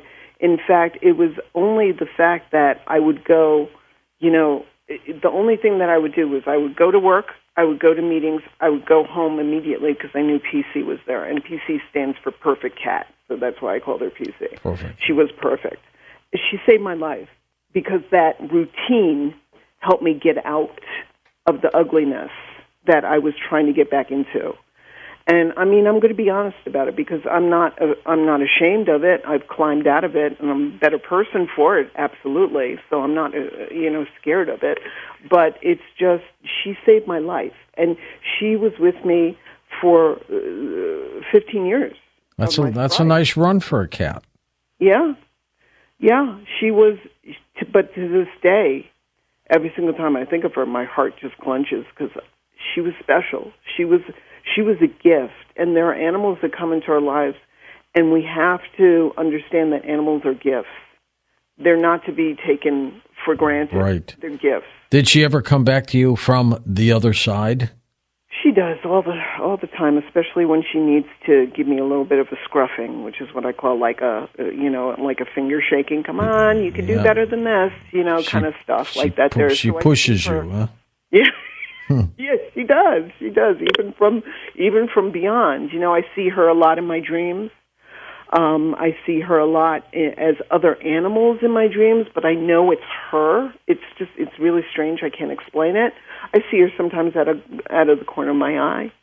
She's still there, and I'm still hoping that one day she's going to tell me when I ask her the question, "Hey, are you reincarnating back to me?" She'll say yes, but it's not come back yet. It's not as an answer yet. What is the best tips you can give someone who is new to this and wants to start communicating with their animal? The first and foremost is you have to quiet what I call the squirrel mind or the monkey mind.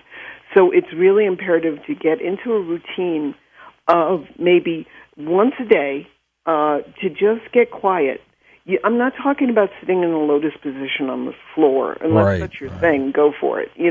I'm sitting just sitting in a nice, comfortable lounge chair and just closing your eyes and just listening to some nice music and see if you can see what happens. See if you can tap in and quiet your mind just a little bit. And again, starting at 1 minute, that's you don't have to do it for hours. Just do it for a minute a day, and then slowly, gradually get a little bit better and a little bit better, because you have to quiet your mind in order to be able to hear. You cannot hear with a busy, crazy mind. And then another little tip is... Well, this is the hour. We're going to take your calls with Coriel Kramer as we talk about animal communications. If you have a question, jump on board. If you want to share a story on how you may have communicated with your animal, share that too. And welcome back to Coast, Coriel Kramer with us. Coriel, who benefits, the animal or the human or both during these communication episodes? Oh, definitely both. Yeah. Everybody. And that's what's so much fun, really and truly, because the people come into it thinking, I need to solve this problem, or I need to help my animal, or I need to make my animal feel better. And that's why I love the way that I work now, because I bring in the entire dynamic. Everybody is important. So everybody benefits. And the people are learning how to interact with their animal, and they're learning what their animal's insights are and how they're seeing the world and how they're seeing them. And the animal benefits because, of course, they're feeling better, and they show right away. They're not like people. People, sometimes we have a habit of holding on to our stuff a little bit, uncertain and afraid to move forward. Animals want to move forward. So a lot of the results I get are like almost instantaneous, or within a matter of days, or a matter of hours, or a matter of 1 week, or something else like that. They start to feel better, and they start to let go of their stuff. So everybody feels better because everybody's just so happy because everybody feels good.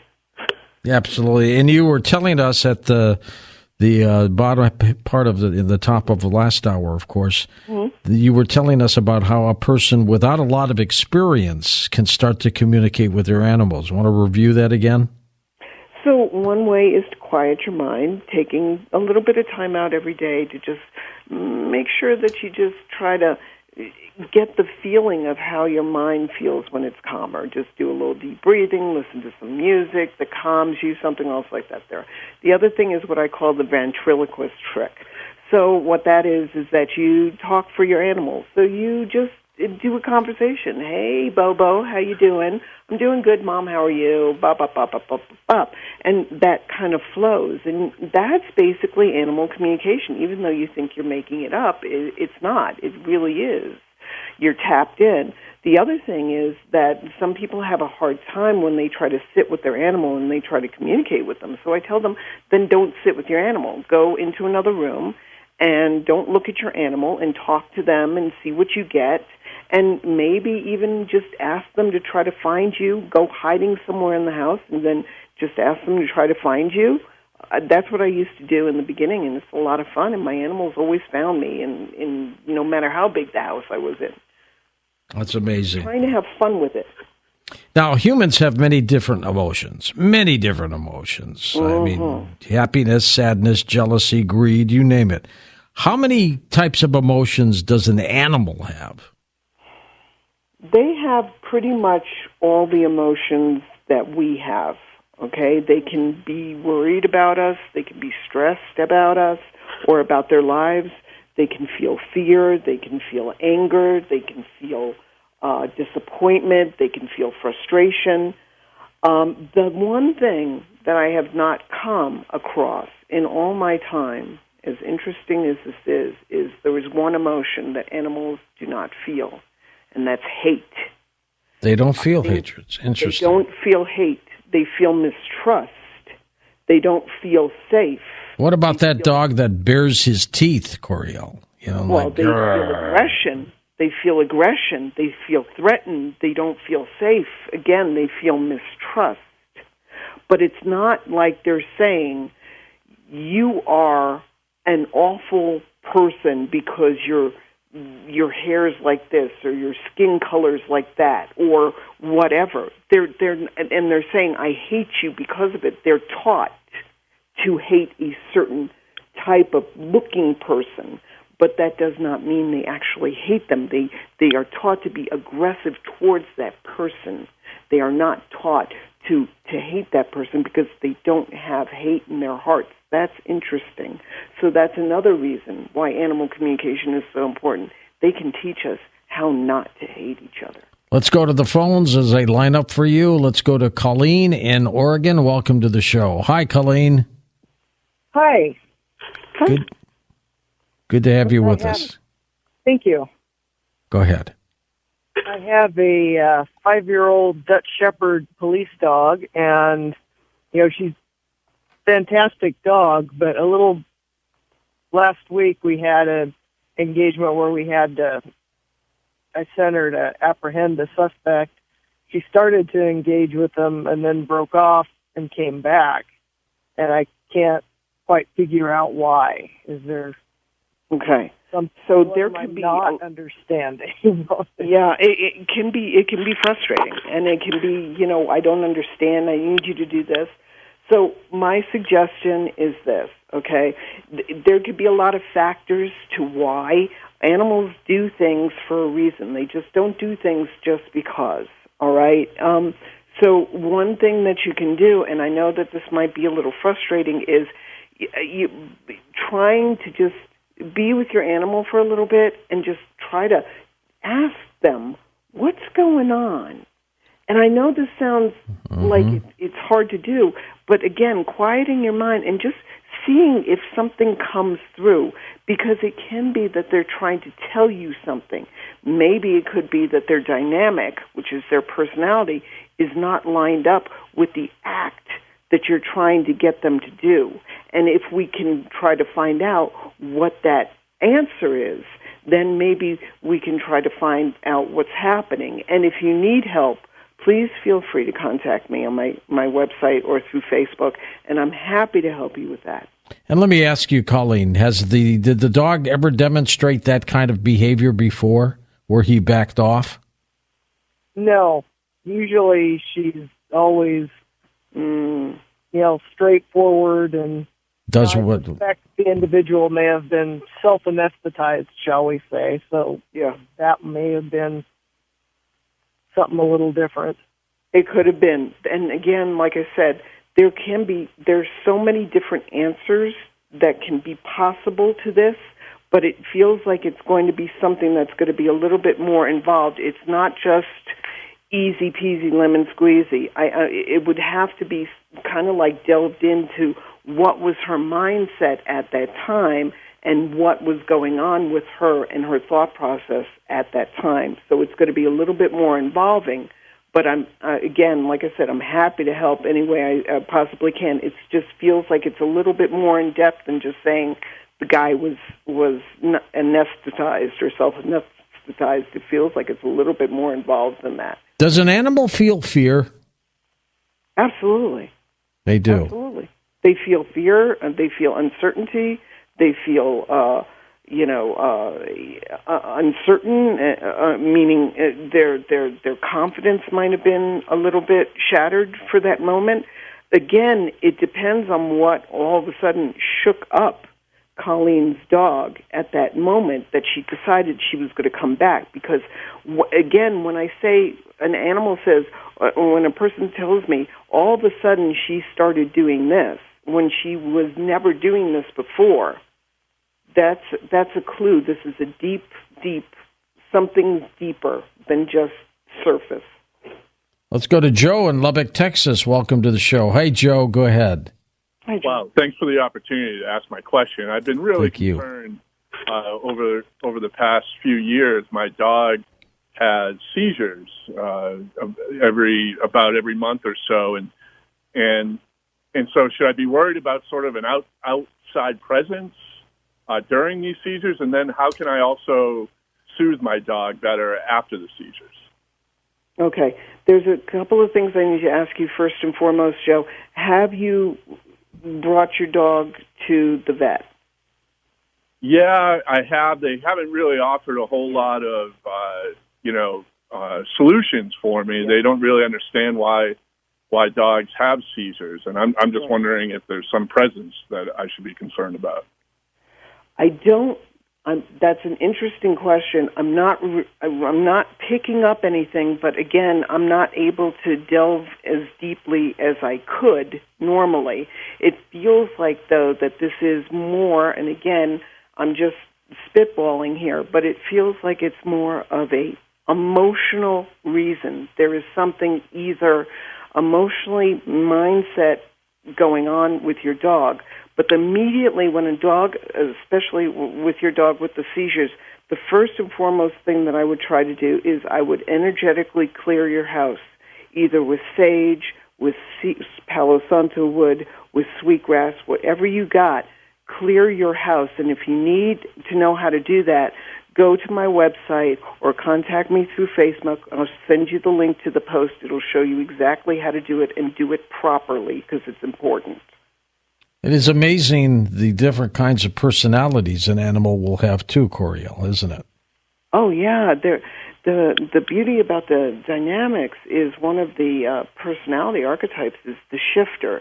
The shifter is basically a smorgasbord of all the dynamics rolled into one. So you can have an animal with now 7 different personalities. Not that it sounds like they're having multiple personalities or schizophrenic. They're not. But they just have, you have one day you have the direct and demanding, next day you have the sensory, the next day you have the transcendent. It can make life really fun, actually. We're taking your calls with Coriel Kramer. Next up, let's go to Joyce in Rochester, New York. Hello, Joyce. Good morning. Thank you for taking my call. Thank you. You're welcome.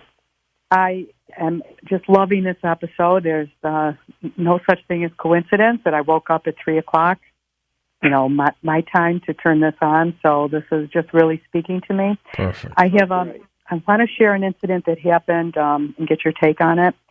I've always been an animal lover, grew up in a family that loved all animals. I happen to have cats and always felt that I had a good, strong connection with my cats. About 20 years ago, I had a car accident that anyone else, I don't think, would have survived. While I was in a spinning car in the middle of an expressway, when my car turned around completely in the snow, heading in the opposite direction, facing traffic, I felt, and there's no way to describe this, but to say it was a tangible support. I felt that something was enveloping me inside the car and that it was protecting me. And I survived the accident, and when I could process what happened, that there was a presence there, and it was angelic. That's what I came to intuitively know. That I felt. It took me a couple of years to understand what had happened, that it was St. Michael. After that incident, I seemed to have opened up in a very different way with animals. I started to find lost animals in my neighborhood. It was a very different, something clicked inside me, something changed. And I almost felt as if some type of a a portal had opened, and I would like your take on that. What happened to me, and am I imagining this? I don't think you're imagining it at all. You're talking to the wrong person if you want to hear, you're imagining things, because I'm not going to ever tell you that. First off, you're in my old stomping ground, Rochester in upstate New York, so, props to Rochester. The thing of it is that I also had a very similar experience where I almost died in a car accident, and I also spun out of control into oncoming traffic because I was hit rear-handed, and I also felt that angelic presence. So it's really a lot of, I get you, is what I'm trying to say. I understand, and I think 100% that you got what you got. If it feels right, it is right. Always, always, always. That's what I've learned. And I think you are spot on. And I think also what happened at that moment was you were in complete and total just surrender. You just surrendered and you just opened up, and something opened up inside of you and something came through. And I would just encourage you to keep on doing it. Just keep on doing it, keep on connecting, because it makes you a higher vibrating person, a better person, a happier person, a more connected person. So just keep going, because you got opened up. Don't close the portal. Coriel, is an animal born mean, or is it created that way by a human? I think animals sometimes go through things just like people do in vitro. When they're in the womb, there is a lot of stuff going on, more so than just, sleeping and waiting until we're born. I think there's a lot more things that go on behind the scenes than even science knows. And I think the same thing happens with animals. I've met animals and I've had conversations with animals who have exhibited anger or intense fear. And they've always been like this since they were a puppy, or they were a kitten, or they were a chick, or whatever it is. And what I got when I connected to them back when they were in the womb was I got that they went through some struggle. So maybe they were the second to be, they were the second, or they were the first, and they were pushed all the way to the back to be the runt. And they were, and that hurts them emotionally. I think babies can hear music. They can express emotion. They can feel feelings. And I think it's the same thing for animals. I think they express their ways, and they get stuck in vitro. So when they're born, they're dealing with that anger, or they're dealing with that fear. And we have to work with, and I work with helping them on that. Let's go to first-time caller Lloyd in Toledo, Ohio. Hey, Lloyd, go ahead. Hey, Lloyd. Hey, George, Coriel. Thanks for having me on. I'm one of those guys that have trouble sleeping, and so I wake up at 2, 3 o'clock in the morning and get to listen to you. Great. Thanks a lot. I appreciate it. Sure thing. Coriel, you are absolutely right on. Thank you. I was raised that animals are just stupid, and you have to beat them into submission, and all that type of stuff. Yeah. But I came across a dog. It's actually a little puppy, 2 weeks old. And this guy was throwing him up in the air, walking down the street, throwing him up in the air and stuff. And my wife said, "Whoa, what are you doing?" And she said, "How much do you want for that dog?" And the guy said, $20. So we gave him $20 for that puppy. And so he was 2 weeks old, and I raised him, slept with him and everything. And I think one of the problems that I always had was I didn't know how to communicate with him. And I took him to obedience school, and it was the first and only dog that I took to there. And they not only taught me how to teach him what I wanted, but what he needed from me. And that improved our relationship so much that that's the one dog that I'll remember forever. And I have 4 dogs. One of them is a boxer German Shepherd mix, and I picked up a bully. He was the latest acquisition that I had. And the bully was a very alpha dog, always dominating, wanting to be in charge and everything. Right. He would push Charlie around and growl at him and snarl and everything. Well, the first time I took them to this park that I take my dogs to and let them run free, they went back in this little alcove, and Charlie was so much faster than him. And but when they came out, Dozer was leading. He was running in front of Charlie, and Charlie was slowly catching up with him. And he got up to him and he tripped him, and he went head over cartwheels.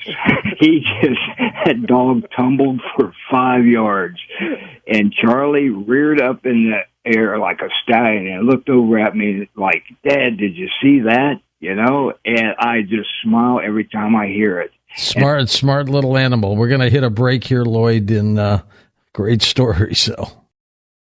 And we'll be back with final calls with Coriel Kramer, the animal communicator, and you in just a moment on Coast to Coast. On our next Coast to Coast program, for the first half, Dr. David Hanscom joins us, talking to us about surgery. Do you really need it? And then we're going to take a walk on the paranormal side with Paul Wallace with some of his new works. And I'm looking forward to that. And welcome back to Coast. George Noory with Coriel Kramer, our final segment with your calls as well. She's an animal communicator. And how often are you dealing with clients, Coriel? All the time? All the time. Since my last show appearance, it even got even busier. It exploded, didn't it? It exploded in a really, really good way. But I need to ask you a question, George. Yeah. Did I hear right that you're going to be singing? I sing songs at our live events. Maybe. All right. I wish you would. You got to come to Santa Fe. Yeah, you're in that area, aren't you? Yeah, I'm in New Mexico. Yeah. Yeah, you got to deal with Tom in case we ever have a live show out that way. Oh my God, I'd love to. Yeah, but hearing you sing, I got to rock it, man. I want to hear you rocking it.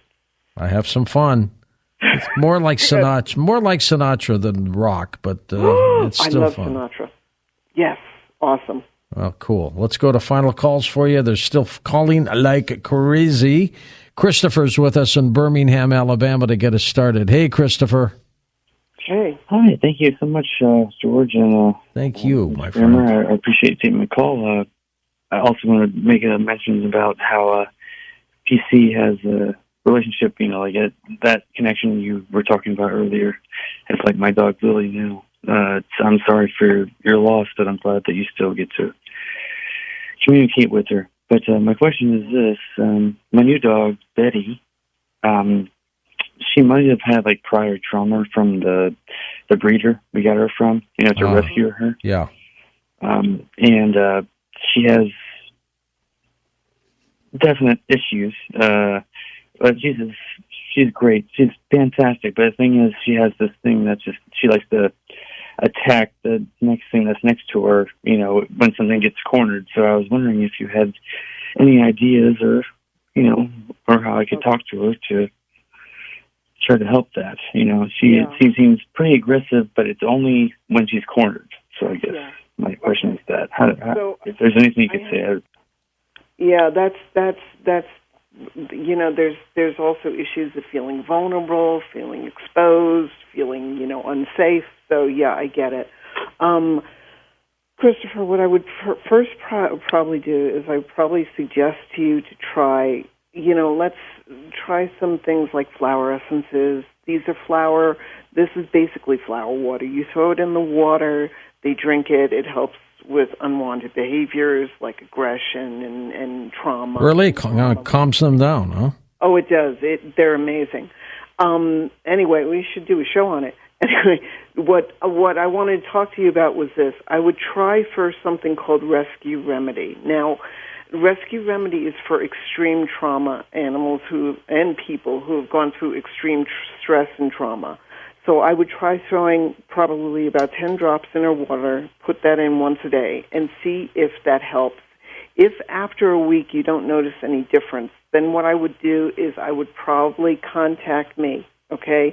Because it might be something that we might have to do a combination of healing work and animal communication with. Because when she's showing such extreme, there's a lot of, she might also be going through something called, and animals do go through this, but PTSD. she might be reliving her trauma over and over and over again, and she can't break the cycle on her own. Next up, thank you, Christopher. Anything you need, just call us back. Bill in Williamsburg, Virginia. Hey, Bill. Hey, George and Corey, how are you? Great. Hey, Bill. Yeah, I just got a cat recently from the Humane Society. Oh, good for you. His name's Skippy the cat. Skippy. And anyway, he's nudging my leg right now. He wants me to mention to you CLM. Since I got him, he caused a lot of ruckus there saying CLM. That's Cat Lives Matter, especially the Ninth Life. He was getting the dogs and a lot of the other animals upset with that at the Humane Society. So they were glad to see me take him. He doesn't like to be touched. He's a real obnoxious cat, but he's very, very cute. And Corey, could you just talk to him just for a second? I'm going to put the phone down. He's up my foot here. He is listening to the program. Could you just talk to him for a second and see if you can get him to say why he doesn't like to be touched? If you can communicate something that I could know that. You don't need to put the phone down, Bill. It's okay. Okay, I get it. What's going on with Skippy is it's basically his dynamic. It's his personality. The dynamics can be either in a positive and healthy spectrum, or they can be in a minus spectrum. And what's going on is Skippy's been through a little bit of a trauma and drama, so he's got a little bit of a minus spectrum. He is a sensory dynamic, and what that means is he gets very sensitive to smells, people. He likes to be touched in a certain way. What I would suggest is really easy, really quick that you can try is asking him to show you, put your hand out to him and ask him to show you when he wants to be touched by either sniffing your hand or licking your finger, and then just touch him lightly on the head and just a little bit, and then leave him alone. Less is more with the sensory dynamic, especially when they're in the minus spectrum. And good job, Bill, rescuing yes. the animal. I think that's admirable. Bravo. It really is. Let's go next to Ottawa in Canada. Susie's with us on the international line. Hey, Suze, go ahead. Hello. Hi. Yes, I had a cat die in the end of January. And then 10 days later, someone told me about a kitten that they didn't want. And I didn't want to take on a new cat, but I went to rescue him with someone I knew who was going to find a foster home. Mm-hmm. And then when I met him, I just felt like, wow, this is an interesting kitten, even though it was kind of too early and I hadn't grieved. And now he's with me, but he's very talkative and talks way too much. I've never had a cat talk so much, and I find that a little bit strange. I don't know why he's constantly meowing and complaining. He's always meowing, and maybe he's saying he wants to be with another human. I'm not sure. How would I know that? First off, I'm sorry for your loss, because I know losing a hard animal or any animal is hard. It's not easy.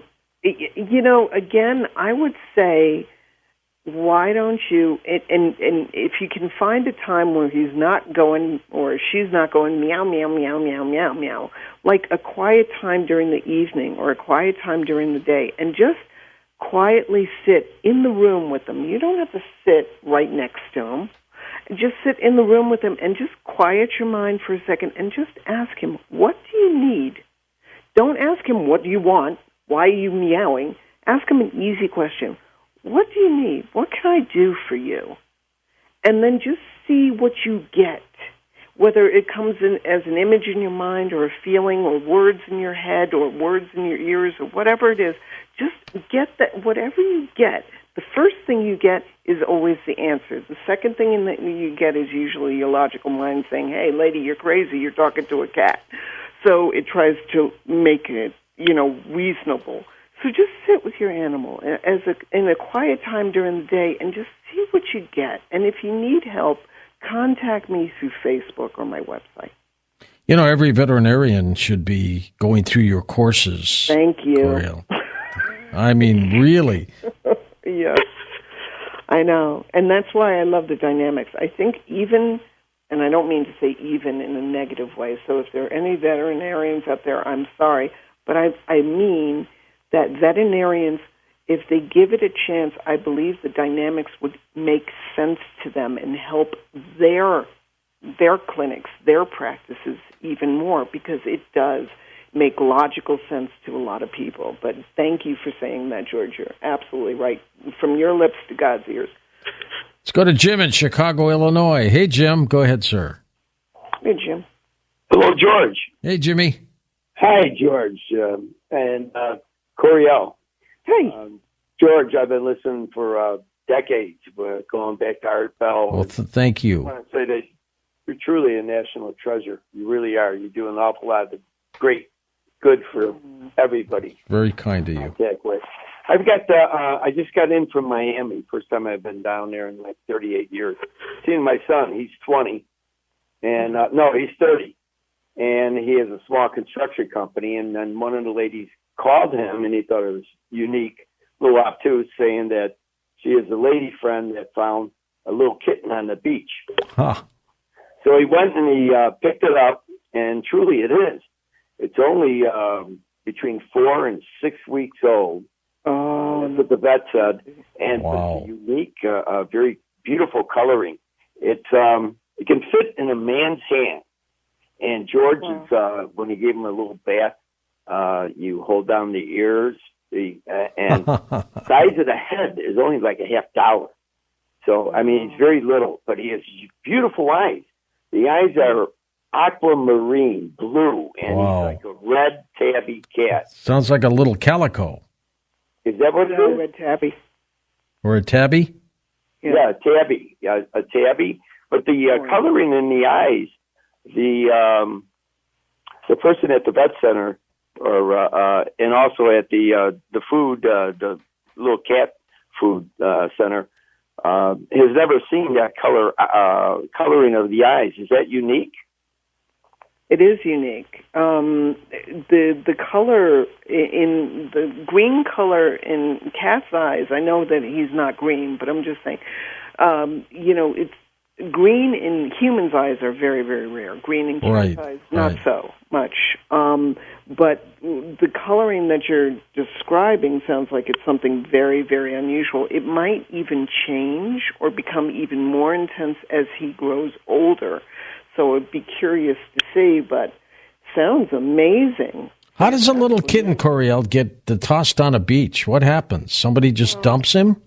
Who knows? He might have found his way there. You know, his mommy might have been. He might have been born under the boardwalk, if there's a boardwalk, and then all of a sudden he, wandered his way out because he felt a need to go out and be or do something. Somebody might have tossed him. It could be a lot of different things. What's the average of a litter with a cat? It depends. Usually, average can be anywhere from 5 to 6. I've even seen litters as high as 8. Like a dog, I guess, right? Yeah, but what it is that with the cats, the more the babies are, because their bodies are so small, so the more the babies are in there, the more babies that are in there, the more it can really, really tax on the mom. Got only about a minute left. Diana in New Mexico. Take it away, Diana. Yes, George. So wonderful to talk to you and Corral. And the reason I'm calling, I'll make it quick. You got to listen. We named our dog Angel. We got him from Angel. We decided to get him at a shelter, and it was like heaven. This dog was meant to be with us, because I was crying because we had another puppy, but the other family got it. Yeah. And the guy on my butt and started crying, and he came up, because my husband said, "We're going to find a dog. Don't worry, honey." And he came up and kissed my tears. He was ours. That's the one you want. Yeah, and he call him Angel Elvis, and because he's born on Elvis's birthday, and my husband was a impersonator, and then Roy Orbison, he really sang. In fact, he was booked at that's St. cool. Louis in Detroit, but he had a heart attack. The reason I'm saying, I lost my husband 3 years ago. I'm sorry to hear It's been very lonely. But 3 weeks, I write in my journal every day, 3 weeks later, and I was awake. I heard a voice at our back door, our patio, and I heard my husband say, Diane, I've got Angel with me. And I got up and went to the door, but of course he wasn't there.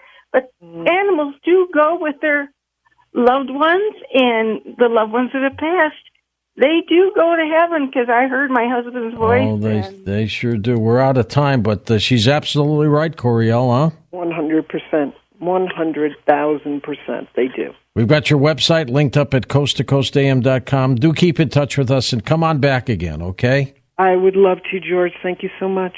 Thank you for being on the program. And it's remarkable. If you have an animal, you know that special bond between you and the cat, the dog, the bird, the fish, whatever it might be. I mean, it's just special. And again, those of you who rescue animals from shelters, I applaud you for what you do there.